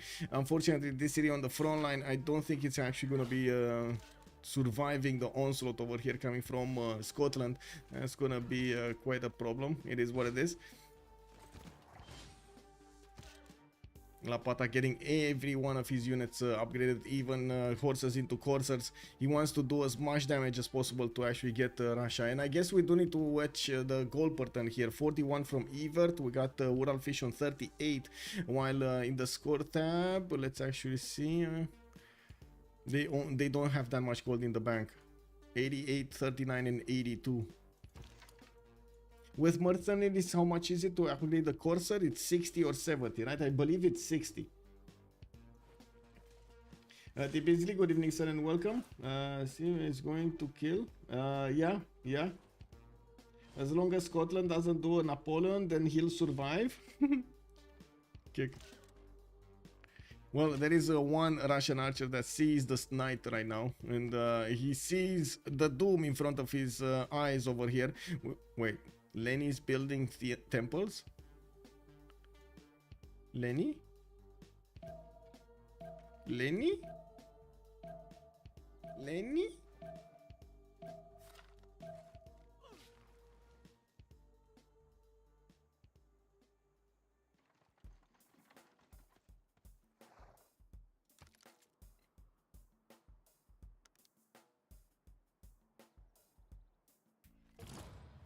You don't think Russia will survive beyond gunpowder? Oh my god, that's a grim future for Russia. It is what it is. Well, he is trying to get that encampment training project. He doesn't have any more chops. He spent everything on the theater square. And yes, he has a lot of culture, but it's not like he's gonna get nationalism anytime soon. We do have Scotland starting to put the pressure in just a moment here, and he's gonna start knocking down the Russian units before they get upgraded into stronger ones. I don't think he has the upgrade button on the horses yet. For castles, he moved away towards currency, and currency. Is it currency or currency? Anyway, currency. We do have Tver also being settled, and that actually discovered one of the knights in the north. As you can see, Russia, well, will have a choice: get back or lose his army next to Tver. We got catapults also follow up from Lapata. Looks like his whole empire. He's not gonna wait for Russia to attack him. He's gonna attack Russia.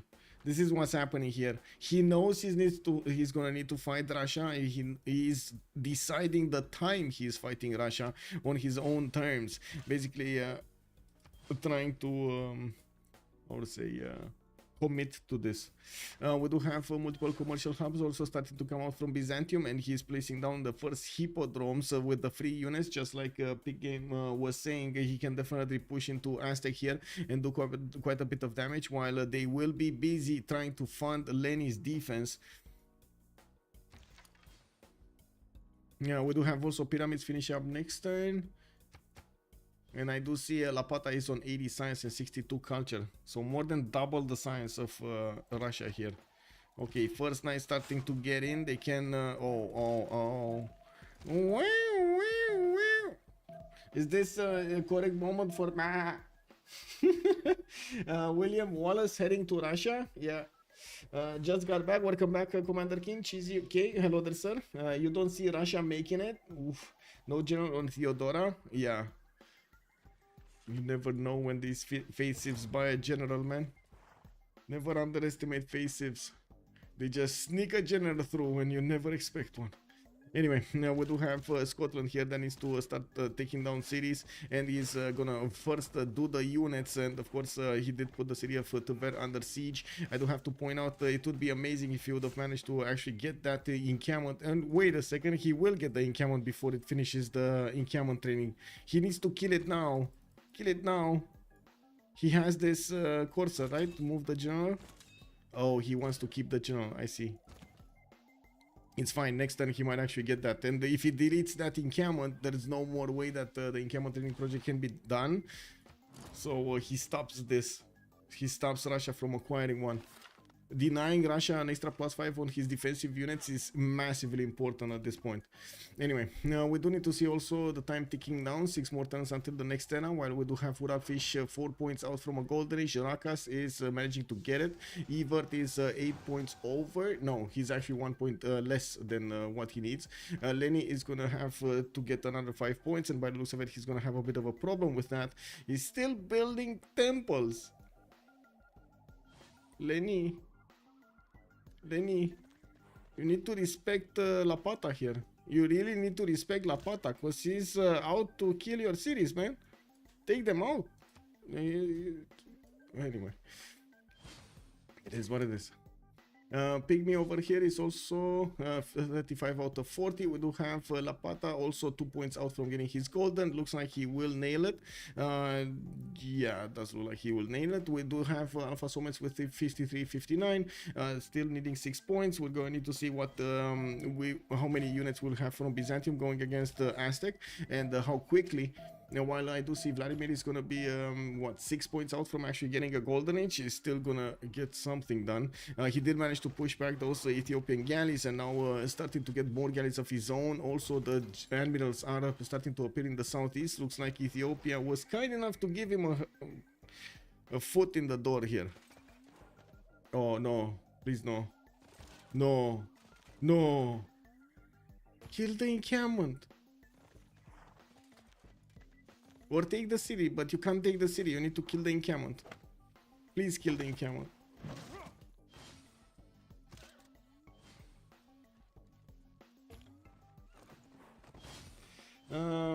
Baby Biz Mode, hello there, sir, and welcome. Also, Salvario, good evening, sir. Well done with the timing. Yes, amazing timing, by the way, from Lapata. Yes, I agree. Only thing that I don't agree with is this not killing the encampment. Like, he knows his opponent is making points, right? He knows it's one project away, so every turn that he doesn't kill the encampment is another chance that you give to Russia to get the general. The Beast Mode has joined the round table. Thank you so much for the follow, sir. It's the circle of shame. Yes, he lost a city here. He already lost a city. And he's gonna get pillaged quite a bit. Yes, we do have some courses coming out of the cities of Russia. But at the same time, I do notice these knights are gonna be strong enough to keep their health while they're pillaging his opponent's cities. And yes, we do need to see if Russia is gonna get the general. This is quite unfortunate. He had a chance, but he didn't jump on it. Anyway, it's still good that he's getting into the cities and pressuring Russia so much. It's not like Russia has an economy, and he's gonna eat into the economy of his allies here, trying to get as much gold from them as possible to upkeep his army, not to mention buy new units here. He doesn't have Grandmaster Chapel, and this was way before he would have had the opportunity to get the Grandmaster Chapel. He's still getting guilds in 3. He would need also monarchy, divine right. Okay, that city looks dead, but to be honest, does it matter anymore? Wow, lost a courser. It was. This is what it is.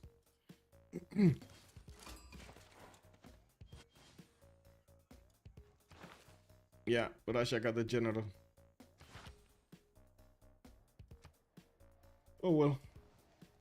Walls coming up in 3 tanks, and I do see the general popped into the city of Kazan. That gives these coursers more damage, and you can see they're actually starting to attack into the Scottish units and are able to actually do enough damage.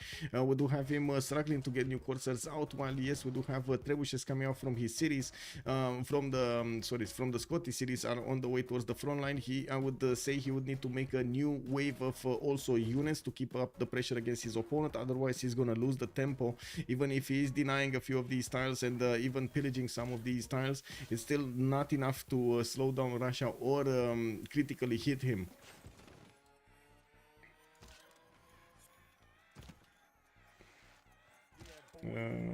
Pillage, promote, pillage, promote, pillage, promote, pillage, promote, pillage, promote. Okay.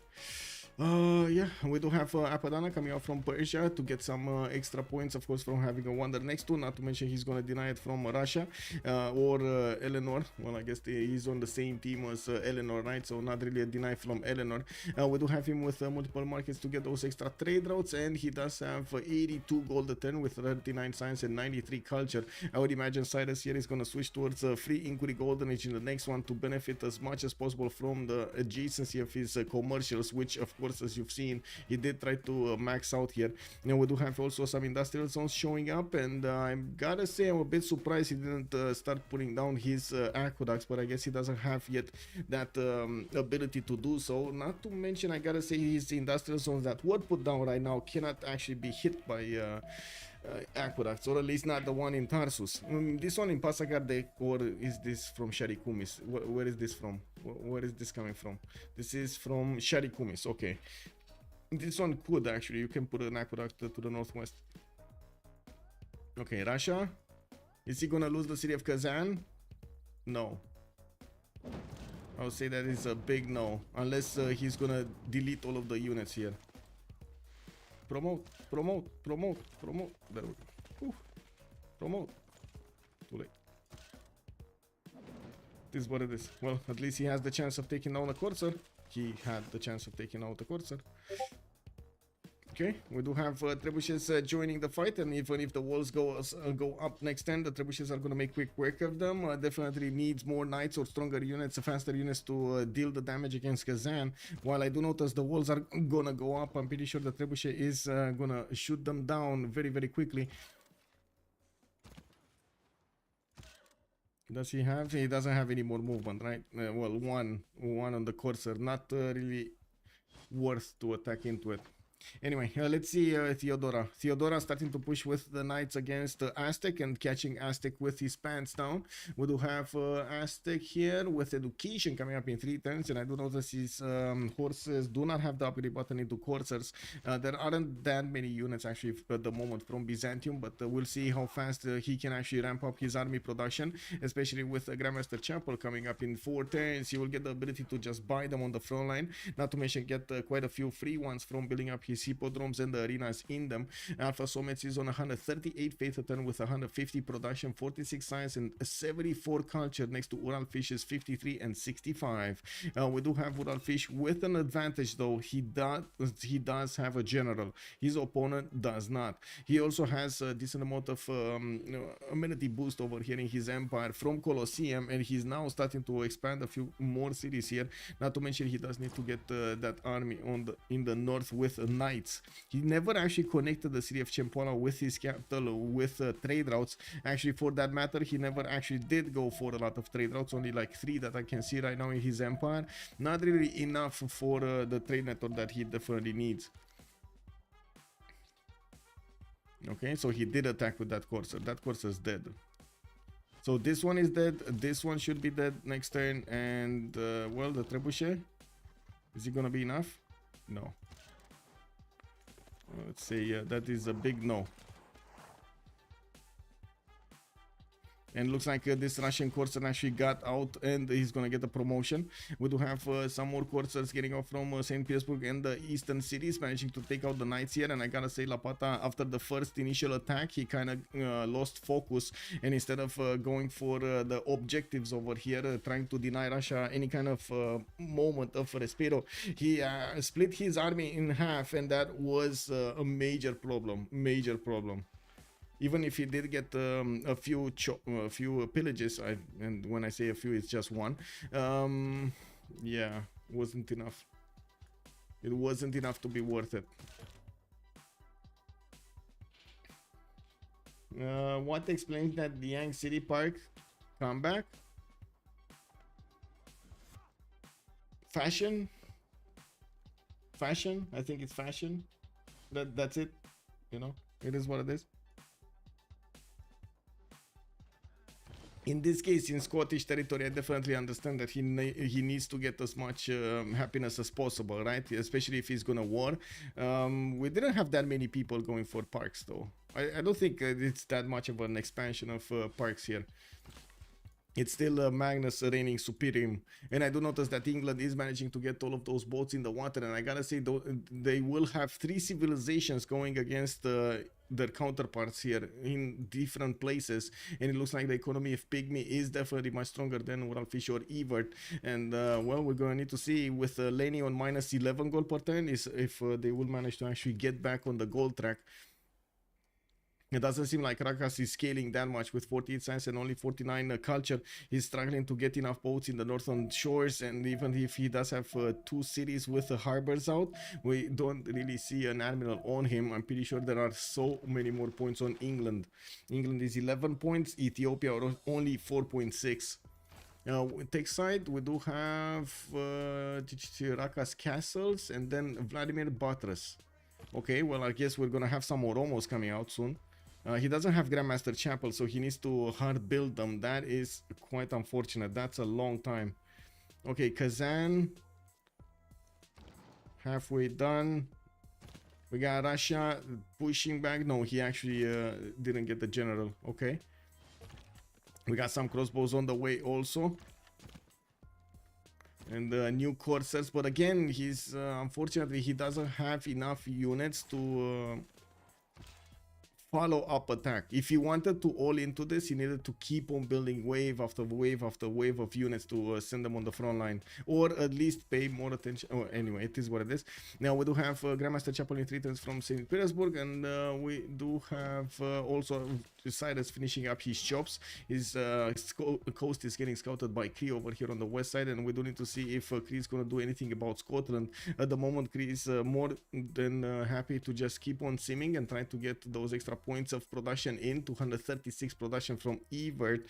He is going to get a wave of feudalism builders, and of course finishing up more campuses with the libraries inside of them, boosting his science capabilities and his culture alongside those districts.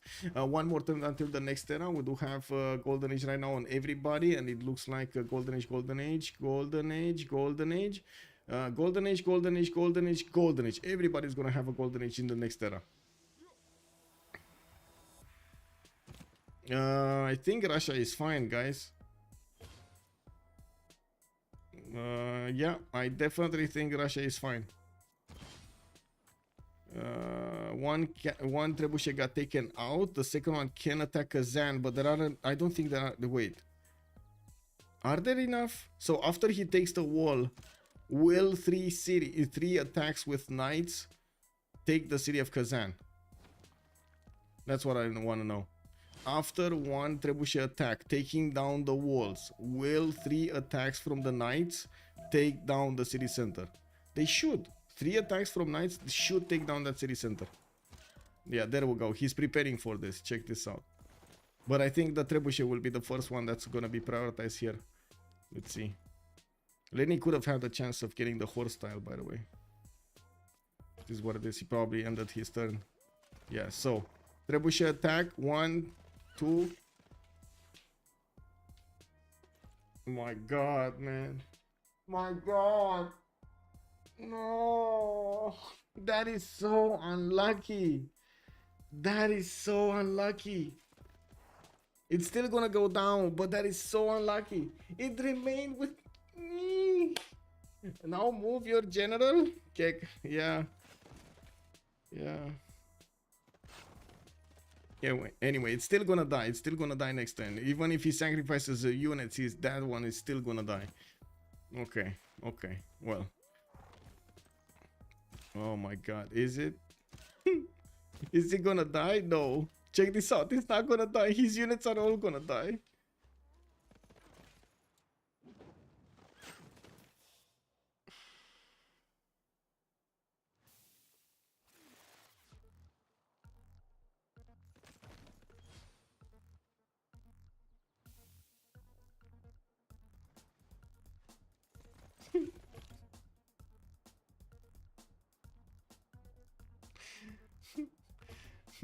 Russia never didn't have it. Yeah. I will survive. Rafifi, como ça va, monsieur? Joseph, good evening, sir. Whoa, hold. Yes, he's actually holding Kazan. He's fine. A sliver of health. 4. That city remained with 4 health. It came down to a high roll or a low roll. That's it.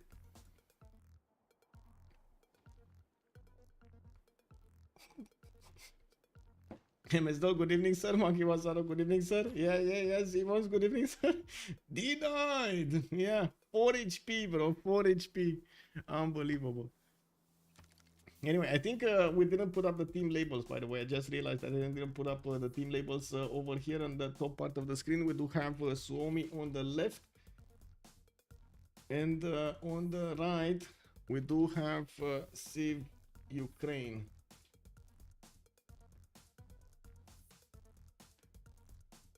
Okay. Big game is also, he's going to grief Scotland Omega. Let's see. Okay, I need to vote on this, right? So let me actually synchronize and vote on this, and then we're gonna talk after the pause.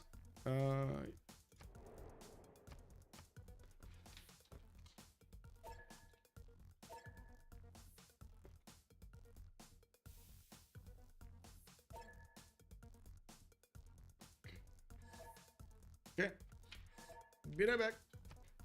My God, my back, man, my back.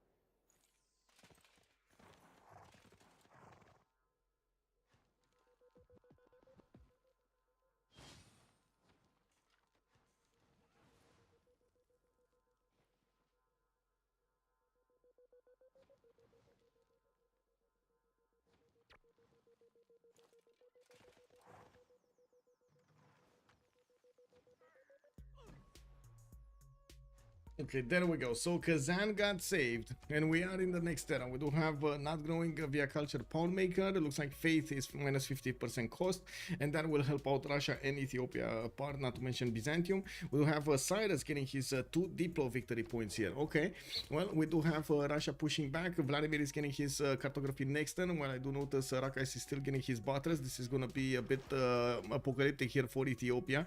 He might not get to improve that many of these caravels, and unfortunately I'm pretty sure England is gonna have the number superiority and the strength superiority.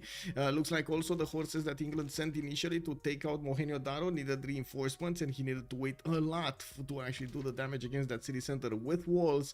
This was quite a cheeky and how to say disrespectful Mohenjo-Daro. We do have Aztec getting strong enough knights to hold on Byzantium, and at the moment, of course, Byzantium doesn't really have the opportunity to get taxes straight here, unless we're gonna see England putting down this holy site here to get a religion. I don't really see him getting that. We do have Byzantium managing to overtake Engazarkamu, and I do see him increasing his food pattern with Gurdwaras. The Gurdwaras will give him the +3 food and +1 housing, not to mention +3 faith in those holy sites. Okay, let me actually put up back my screen here on the left. You can get Omega IRL by this, and Ethiopia isn't 2 turns away. Yes. I mean, with only a few cities that are not on the coast, I guess Addis Ababa, Solo, Desi, Jima. Oh, Jima is actually gonna build Petra? But okay. Very interesting that he didn't choose to go for pyramids here. I would have thought pyramids is much more important than Petra. But anyway, maybe at the moment he wanted to build it, he just didn't have it anymore. Yeah, we do have Ural Fish with a penbrush and voice on Montezuma. He definitely has quite a bit of science and culture, keeping up with Alpha Somets 75 and 128. Not to mention, he does have right now 27 gold at 10 with 160 production. Not even coming close to Alpha Somets' production. Definitely a lot less cities also than Byzantium Theodora. We do have Menelik II with 89 science and 61 culture, free inquiry golden age for him, getting his Grandmaster's Chapel next turn. That will allow him to buy out some Oromos from Gondar and send them towards the cities of England on the land, forcing England to do a defense on the land as well as the offense on the seas, which to be honest shouldn't be that big of a problem. Now we do have also Poundmaker here with golden age, free inquiry golden age. This time around he's gonna have so many cities, 108 science with 61 culture, and I do have to point out he's on 11 cities. He has the most cities in the game by now. Lenny is gonna get his 45 science and 110 culture to work, and now he finally did manage to stabilize the defense of the city of Kazan. Only lost one city that he just placed, basically not that much of a loss other than the settler, while he did manage to kill off the majority of the Scottish army. We do have also him making 155 faith a turn and having the ability to buy that buy those units with faith with Grandmaster Chapel. I do see him expanding with a few new cities to the south and getting his printing in 8 turns. We do need to see how quickly he can actually get to his unique unit so he can stomp his opponents there, Cossacks.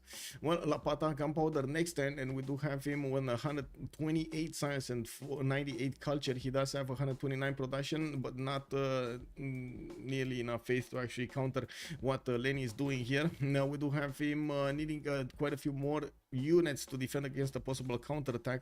Russia does have the ability to attack if he wants to. It's just a matter of if he wants to.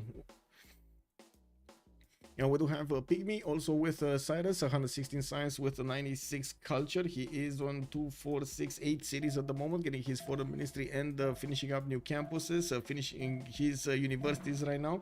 And I gotta say, he did get a few workshops here and there in his industrial zone. Still didn't put all of his industrial zones. He doesn't have the population yet to get them. Alpha Summit, 73 science, 128 culture with 208 production. Theodora does make 166 science a turn, and by the looks of it, he does have quite a few free units appearing on the front line and getting new ones every other turn.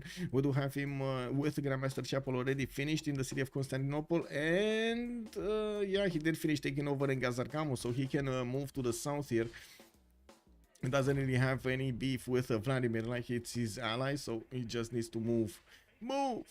I gotta say, Ural Fish will need to catch up because it looks like Alpha Somets is running away with stats here, and that's not good. Penbrush and voice this time around from Alpha Somets, while Aztec is on Penbrush and voice of his own.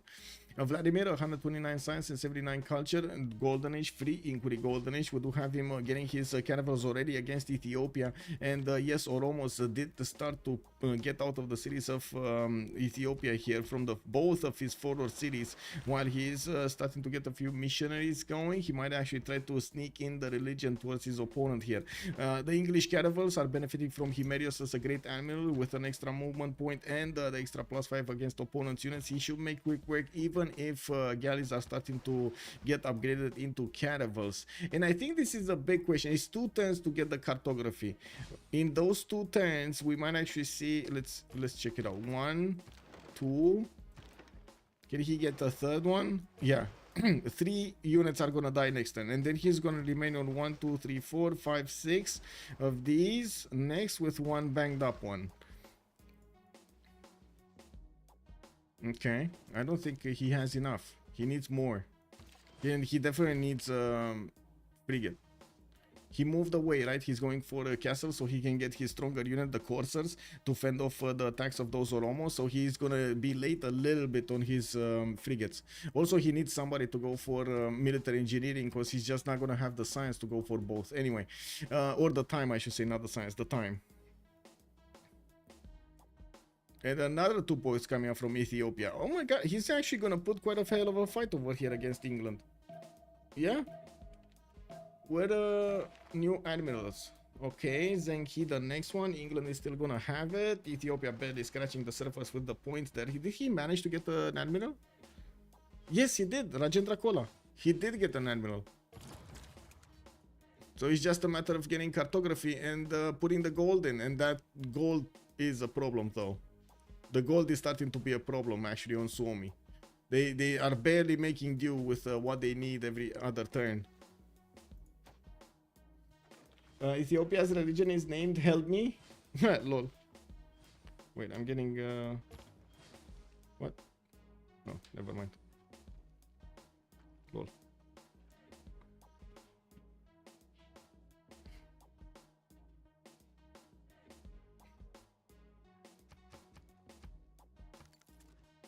Okay, let's see. Any counterattack here? No, from Russia. He's still going printing. Scotland getting a few new units in the build queues. I see universities getting out, and he's getting his industrial zones. He did manage to put the parks in each of his cities, while he did settle the cities on multiple continents. Still benefits from ecstatic citizens that gives him so many more bonuses here. Triple the amount of science of Lenny, but well, not that far away in the culture screen. We do have Lapata now getting more production in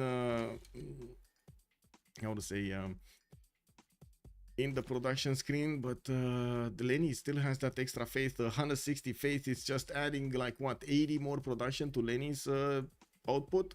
That's a lot more production than Lapata if you take into account the faith.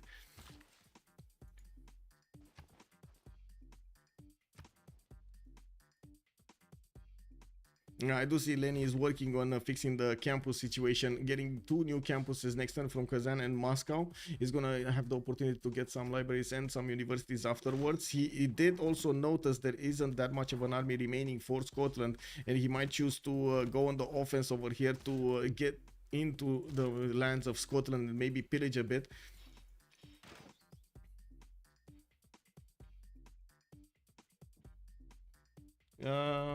Suomi, Finland. Whoa, whoa, whoa, whoa, whoa, whoa, whoa! Thank you so much, anonymous gifter. Thank you, sir. Wait, I was just reading what Lanelta did say. Thank you so much, anonymous gifter. 5 gifted subs. Woo, woo! We got Fred, we got C, we got Cool Boy, we got Genzia, we got Nerindl. Welcome, guys.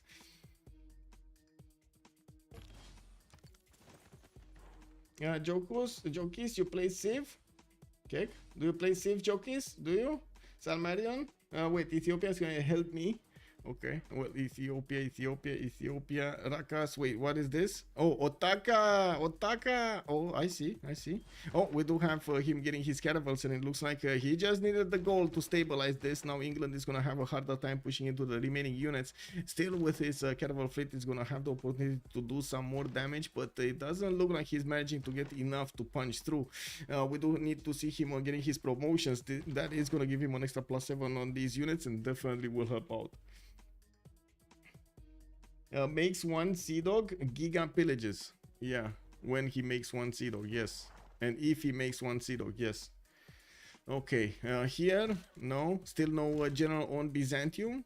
We do have him with a few more builders coming around. I do see a spy is getting sent towards the Aztec territory, and more of these knights are appearing on the south side.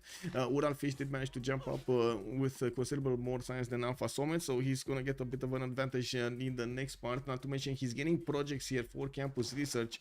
Looks like he's gonna wanna be competitive to take Isaac Newton, but it's too late. He's probably gonna go for the food one. Scotland is definitely going to have the benefits of extra points on his universities, and not to mention getting a free library and a university in his campus of choosing. Wait, stop building.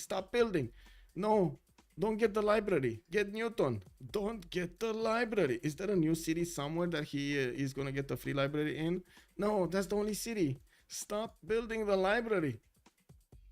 Oh. Who owns the sciences? Uralfish owns it. Uralfish is Montezuma.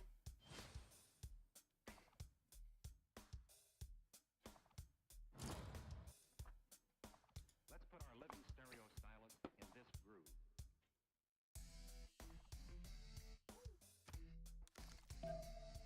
Okay, this is gonna be very important here. What happens next between England and his opponent Ethiopia? Ethiopia still has quite a few bows to upgrade. He can punch through the English defenses. I'm pretty sure he can kill a caravel next turn. There are new pre-builds coming up from England. He switched towards getting knights, and that might be a mistake, especially from the one city he can actually get boats out. Yeah, one caravel went down because Trebuchet got bought over here in the city of Gondar, and I do see Ethiopia starting to spread his religion here, or getting a few missionaries to try to spread his religion. We do have England repositioning his navy towards the north, so he can actually clump them up, and of course we're going to need to see if he's going to follow this up with more units. He desperately needs them. He definitely needs that frigate coming around. Now we do have Vladimir here going for Iron War King, and I guess he does really want military engineering, while Lapata did go for military science. He's gonna get his calves soon, but to be honest, he doesn't really have a lot of pre-builds. He's gonna get a few more coursers here, and I think actually Russia should be able to hold the calves if they're not big enough in numbers. These are quite a few coursers. The situation has changed dramatically since the beginning of the war. Russia now does really have a lot of units. I see he did manage to get Isaac Newton, and unfortunately he didn't stop building the library, so that's a lot of production that he could have had but doesn't have. Okay, let's see. Heavy chariots coming out from England everywhere.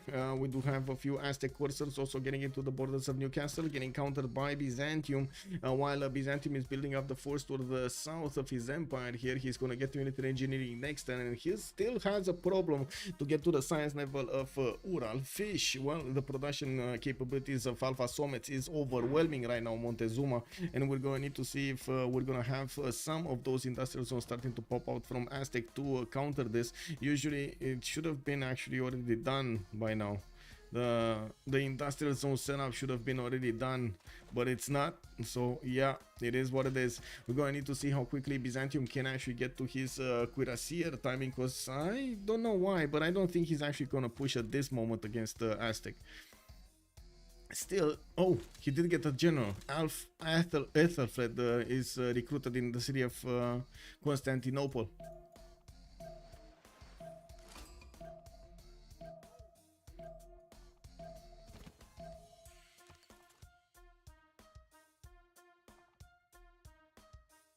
I do have to say, guys, we're very close from hitting 4,000 subscribers on YouTube. If you didn't subscribe yet, please do so we can get over that magical number of 4,000.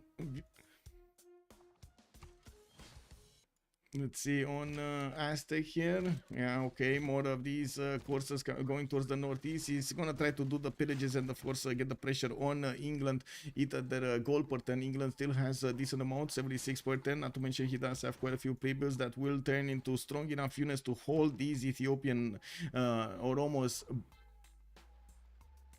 nicely. Lenny, 62 science, looks like he's still getting his siege tactics, quite a long way from getting military science, the same technology as his opponent Lapata. We do have also another encampment coming out from Scotland, putting more emphasis on his military production here against his opponent. He did get a few industrial zones, not amazing ones, but still this is a +6. For example, I would imagine he's using the double card. Yeah. Okay, 1, 2, 3, 4, 5, 6 possible calves. He's probably gonna need to move away or rely on his production to get hard build those calves. Oh well, it is what it is. Ethiopia, okay, starting to wrap around the units of England now that they are clumped up together. As you can see, they are not that easily countered. We do need to see how quickly Vladimir can actually get his printing for. Well, he wants printing, he wants military engineering, and he wants to get his frigates.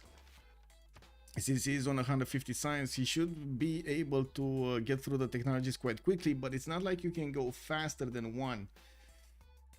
Also, thank you so much for the subscriptions on YouTube. We got 30 more subs to go until we hit 4,000. Let's go. 3970.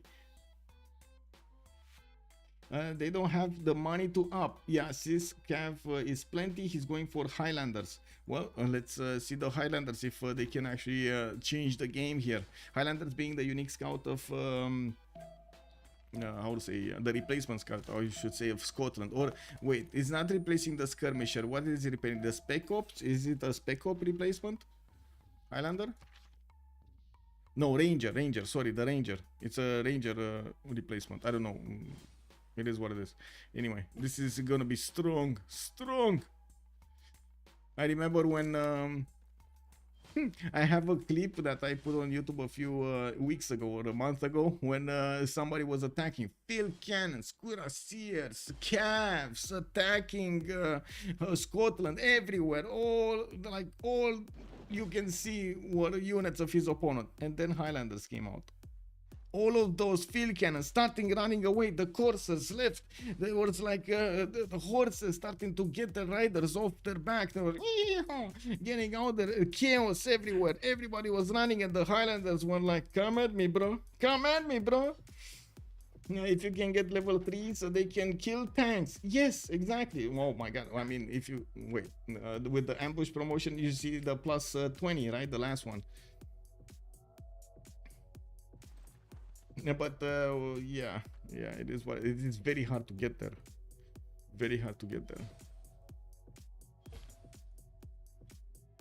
It's plus 15. Oh, they probably toned it down, or maybe I'm misremembering. It's been so long since I've actually seen that in the game.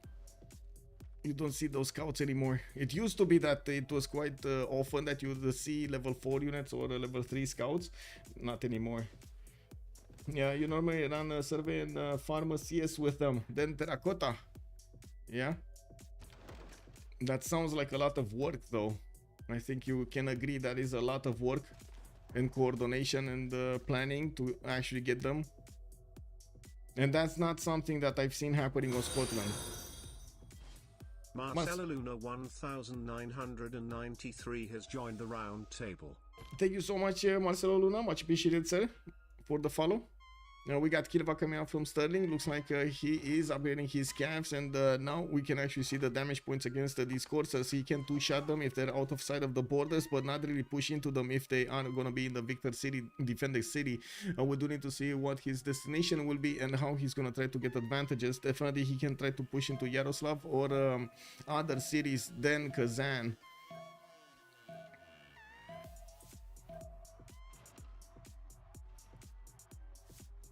And we do have Lapata over here, definitely keeping his advantage in science over Lenny.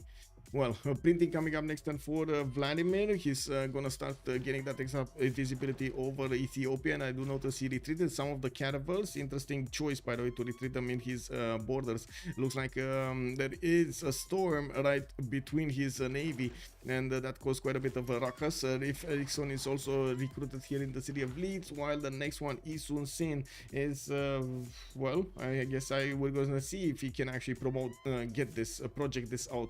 Isun Sin is gonna give him an instant ironclad with a promotion that is quite valuable, and I would imagine he should actually do the projects here, at least 2 projects to get them going. He's on 15 points at 10, so by the time he finishes the projects, he should have enough points. Or at least he would need like maybe two more turns. Lanailta, good evening, sir. Joe Kiss and Lanailta tried to send you a private message. He doesn't know if it worked or not. Who is winning? The Beasley is asking us. We don't know yet. We don't know. Also, Salmarion is saying, I thought Suomi had a weak spawn, but are staying in it. Evert has to come out big. Yes, Evert definitely needs to be big. And he's doing well. 188 science, 84 culture right now. So many cities. Not to mention setting up his industrial zones everywhere. He did get the hanging gardens for the higher population growth. And we do have him still needing to finish all of his universities everywhere. Getting some spies out also. I like the setup with industrial zones here. Very nice, very nice. Persia also putting his industrial zone. Wait. Why? Is he gonna take out the Perideza? I don't think he's gonna take out the Perideza for aqueduct. Okay. Maybe it's just me that like, you know, really likes to min max these industrial zones. It matters so much if you get those extra production points and get to double them with the card and so on. Like later on, having the ability to just one turn stuff is unbelievably amazing. Yes, prediction was already done, the Beasley. I'm sorry. Show tech lead. Let's see. We got the 35 on Vladimir, 25 here. Pygmy is on 22. Lapata is 27. Lenny is 21. Evert is 26. Menlik is 27. And Montezuma is 24. So Vladimir over here. No. So 27 is the max. 27, 28. 28 on Menlik. Menlik has the most technologies? No, that cannot be. Really? Lol. Yeah, it is Menelik. 28 technologies. He doesn't really have that much science, so he probably got all of the weird technologies over there, not really going for the ones he actually needed. Anyway, we do have Ethiopian Oromos actually from the Tempest, from the eye of the hurricane. They're starting to lash out at the English Knights, and we're going to see if they're going to get any kind of passageway over here. It doesn't look like it. Looks like England did manage to plug the chokes right on time, but at quite a high cost. And I gotta say, he still didn't put the projects in for this admiral, even though it would give him exactly what he needed to actually attack into his opponent. We do have him still not getting Niter, and looking at the tech side, he is going for military tactics right now, going for shipyards and not discovering his Niter return so he can upgrade those frigates. Is this him kind of giving up on the warfare against his opponent, Vladimir? Because shipyards, you can build them later. Isun Sin is gonna come and go. Yeah, he's gonna wave you by.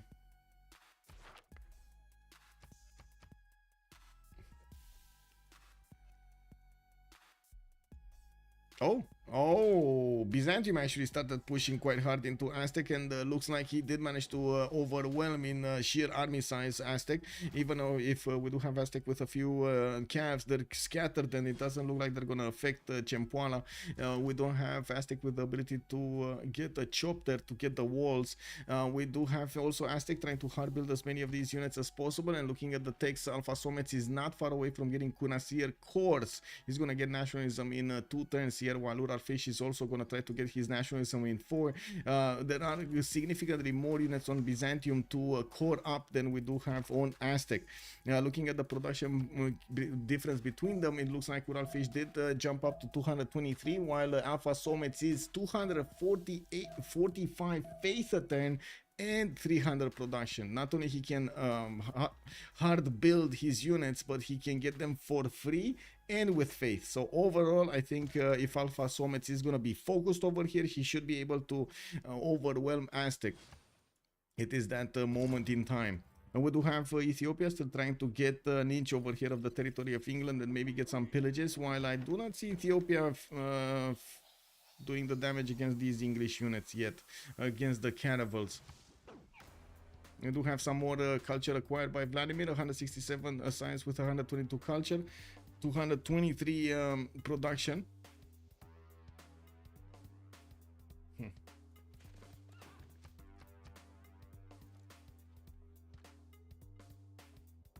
Let me see.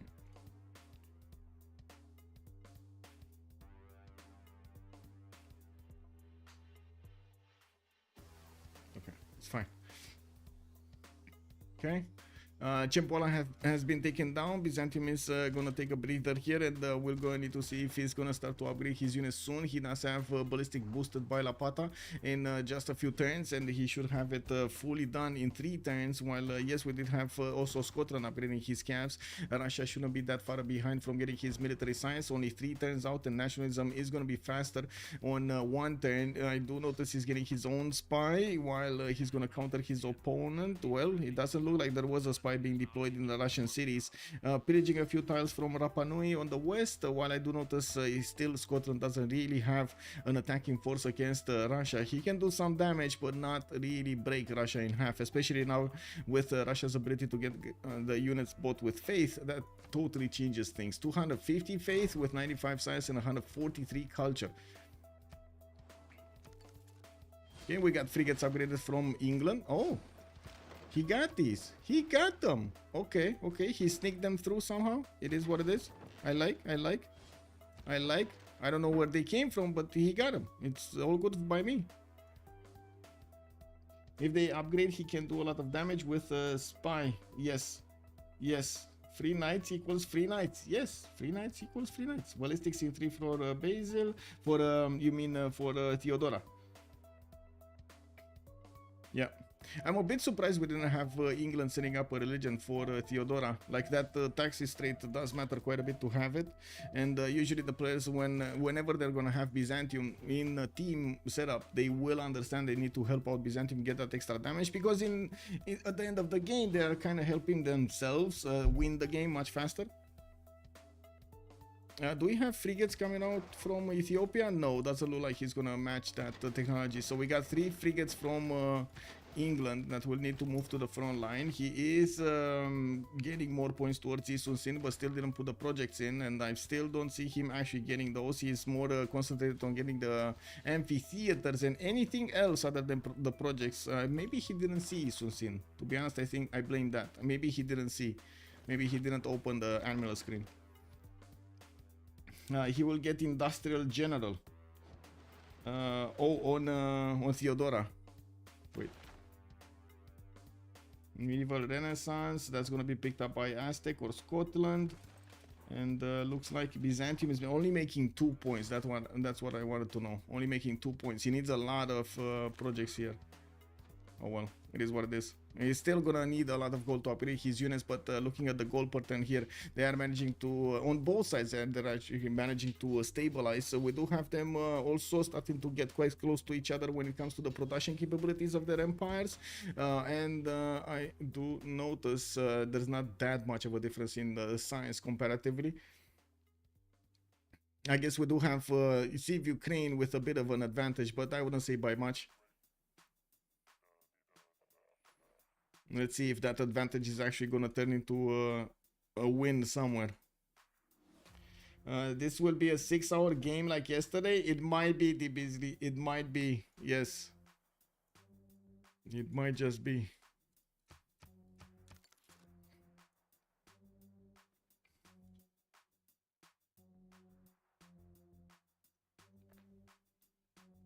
Okay, massive night spawns. Spam over here by Kree. Looks like Auckland has been taken by somebody else. Vladimir did manage to take it over, and now he's benefiting from extra points of production on these tiles. Also started to chew through the Ethiopian caravels slowly but surely with the caravels. While I do see quadrims coming up from Gondan, it's a bit late to actually get them, but still better late than never. We're going to need to see if he's going to manage to survive this, especially since he already fought a little bit before. Ethiopia does not, well, sorry, England will have the experience points on his boats to promote them, while Ethiopia does not have that luxury.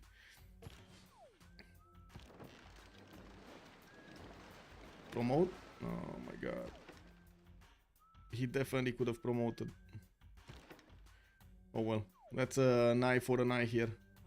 Actually an eye for 2 eyes, because this one should be able to, no, this full strength one, no, yeah, they should be able to kill off at least 2 boats here. Not really the best trades. Not really the best trades. This is what it is. Wait, no. No, he can only kill 1. Because he promoted this one. He should have attacked with this one, and then anyway, it is what it is. We do have knights coming up from Thessalonica. I do see arenas also for the extra units, not to mention the extra amenities, while most of them are appearing in the south. Looks like he is managing to do the damage against these camps of Aztec also, while some of his units are getting critically damaged by these camps. Looks like the sheer amount of units that Byzantium has will help him push through. I do see Cossacks are coming up next turn from Lenny, and he's gonna have quite a few of them. 2, 4, 6, 8, 9, 10, 11 that I can see, not to mention the ability to buy them with faith. I do notice there's a pillage squad, a fun squad being sent towards the city of Angerlansk next to the Mount Sabalan, so he can pillage a few mines from there and get the gold for his upgrades. While in the score screen it does seem like the funds are okay on both teams. We're going to need to see if economy is still going to be pumping here, especially if Ethiopia is going to lose his coast here. Those are quite a few harbors and 2 trade routes that are going to be taken out. 2 harbors, 2 trade routes, right? Yeah. Okay, no way Ethiopia's pushing here. No way Ethiopia's pushing here. We do have Vladimir still sending settlers and still not going for his Isun Sin. To be honest, Ethiopia might get this with the southern city. Anyway, we do have frigates coming down from Aksum, and yes, the first quadrim. Wait, yeah, will get out from Gondar. There aren't that many caravels to stop these frigates of England from actually taking over his cities. 3 caravels with a possible another 2. We do have trebuchets that will definitely add to the damage against these English troops, but not amazingly big. Nothing amazingly big. Anyway, it is what it is. Lapata gonna get ballistics. Alpha Somes just got ballistics at the same time, and we do have Vladimir repositioning his navy so he can take out the remaining units here slowly but surely. There is a possibility for him to actually get the food from the turtles, allowing himself to get hit by the trebuchet, and should get enough experience to promote this to a level 1. Actually, he should do that. Now, while he will slowly start to take out the Ethiopian trebuchets that were bought in Gondar, is going to need to focus on the city and the remaining units of Ethiopia, but he needs to be careful not to be caught into a trap here. Okay, we do have Scotland slowly trying to get a vision on Argelans. Can see the resistance there, while I do have to say when the Cossacks come out, those are gonna be way stronger than the Cavs of Scotland. Not to mention their ability to hit and move is legendary.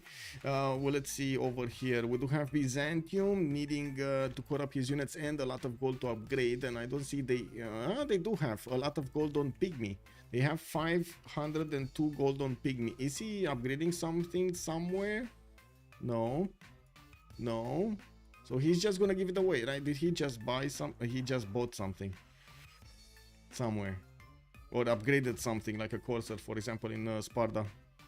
Anyway, he's getting his Machu Picchu here in 4, and I do see him on 255 science with 134 gold. They're giving the gold to Alpha Somets. He needs to upgrade as much as possible here. He has field cannon cores with cuirassiers in the front line against Aztec that at the moment doesn't really have enough production to get new units out.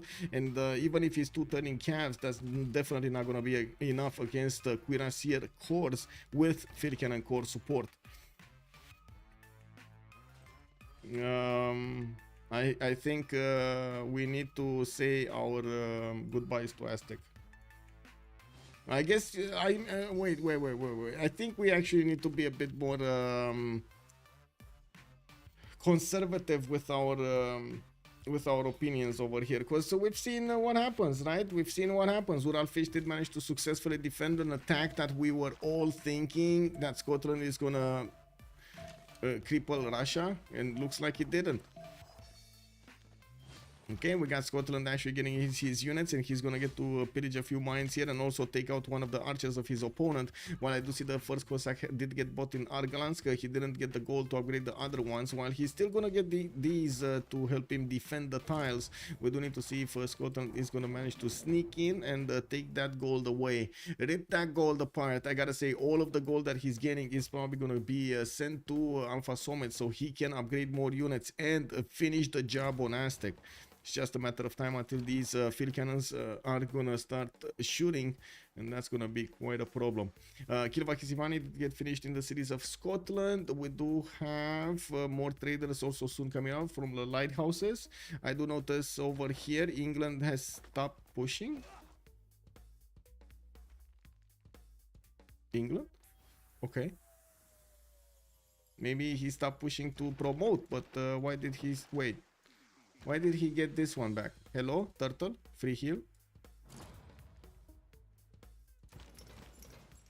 Yeah, I mean, sure, if you want to send them, maybe those people actually needed a little bit, you know, the sailors needed a bit of R&R. It is what it is. Get them in the bars of Leeds, man. Yeah. Let them stay home a little bit, you know, get some rest. Anyway, Lahore is still getting pushed by Aztec. Looks like Lahore is still pushing back Aztec. Wow. I can't believe that actually happens. Anyway, we do have Byzantium upgrading a few more cuirassier corps, and I do see he has James of St. George in the front line there to help him with the walls, to help defend. I do see there is a Cav corps, but I want to take a look at the damage here. It looks like the cuirassier corps are definitely stronger with +5 against the Aztec units. He does have Ethelflaed here, and only Hannibal Barca is available for Aztec. He only gets the +5 and the extra movement points on his knights, not on his Cavs.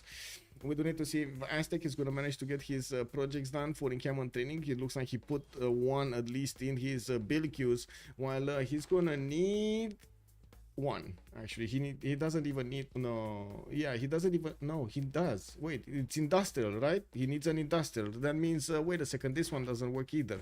Ethelflaed doesn't work on these. Oh my god, yes, it doesn't work on these.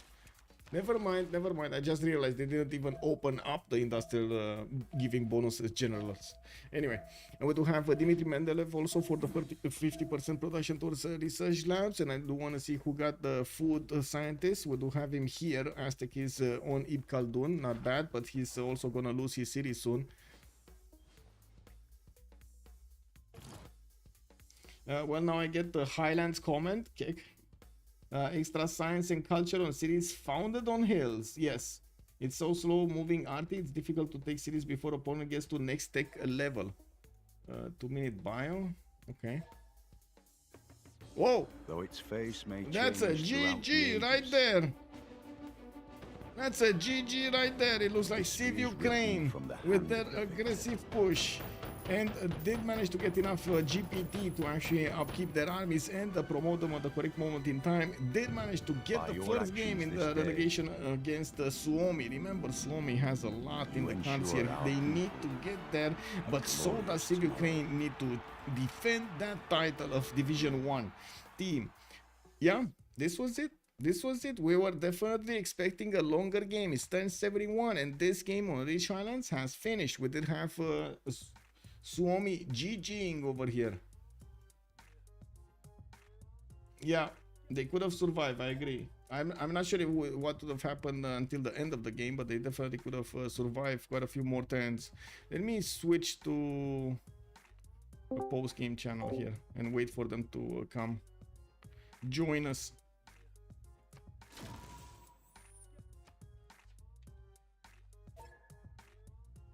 Oh, my back.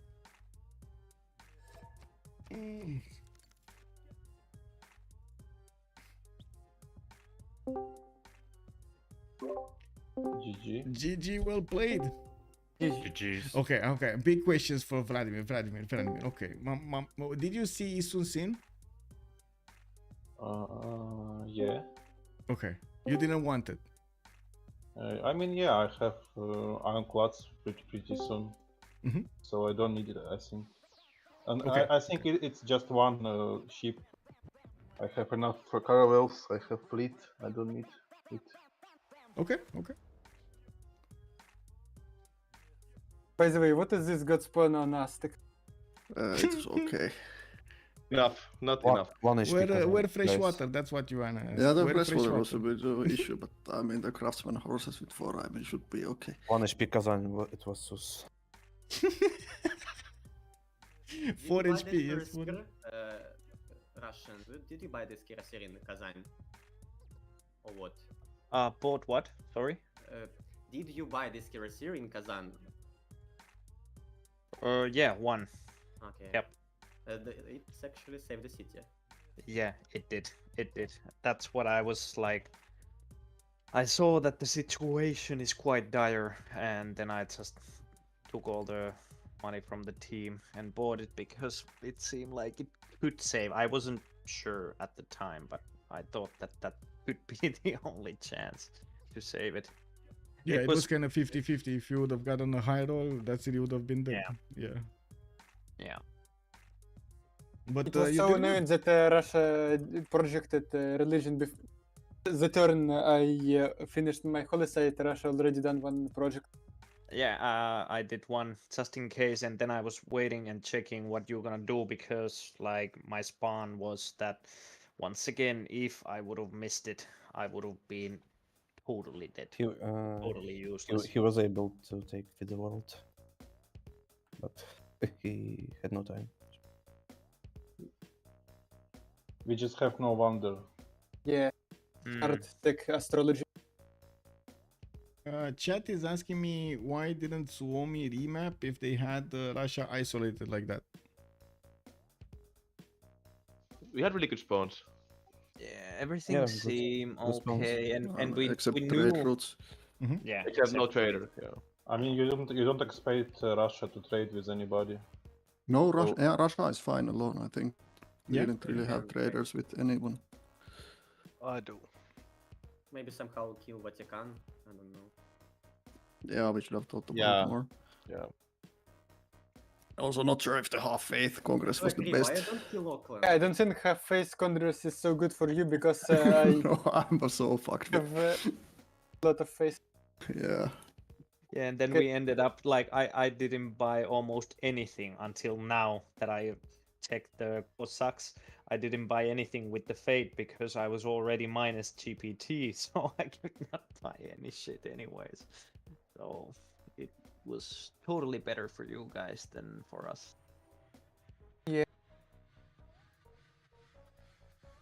This is best of 3 series, right? You have 2 possible Yeah, we games. play tomorrow again.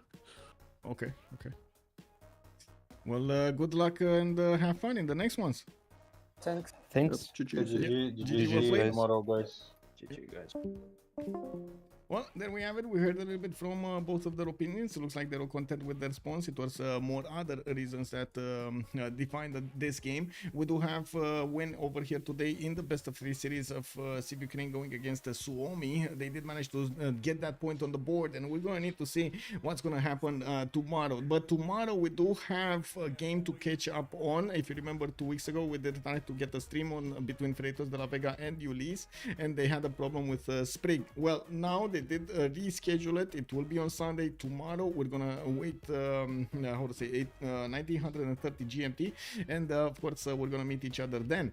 I hope you enjoyed the content, and I do hope you're gonna leave a comment on and a like over there in the video on YouTube. Don't forget to subscribe to the channel, and see you next time. You can take a look at my schedule on Discord using !! Discord in Twitch, and taking a look at the description down below of the video on YouTube. Thank you so much for everything, for the support of the stream, for the subs, for the bits, for the follows, for everything.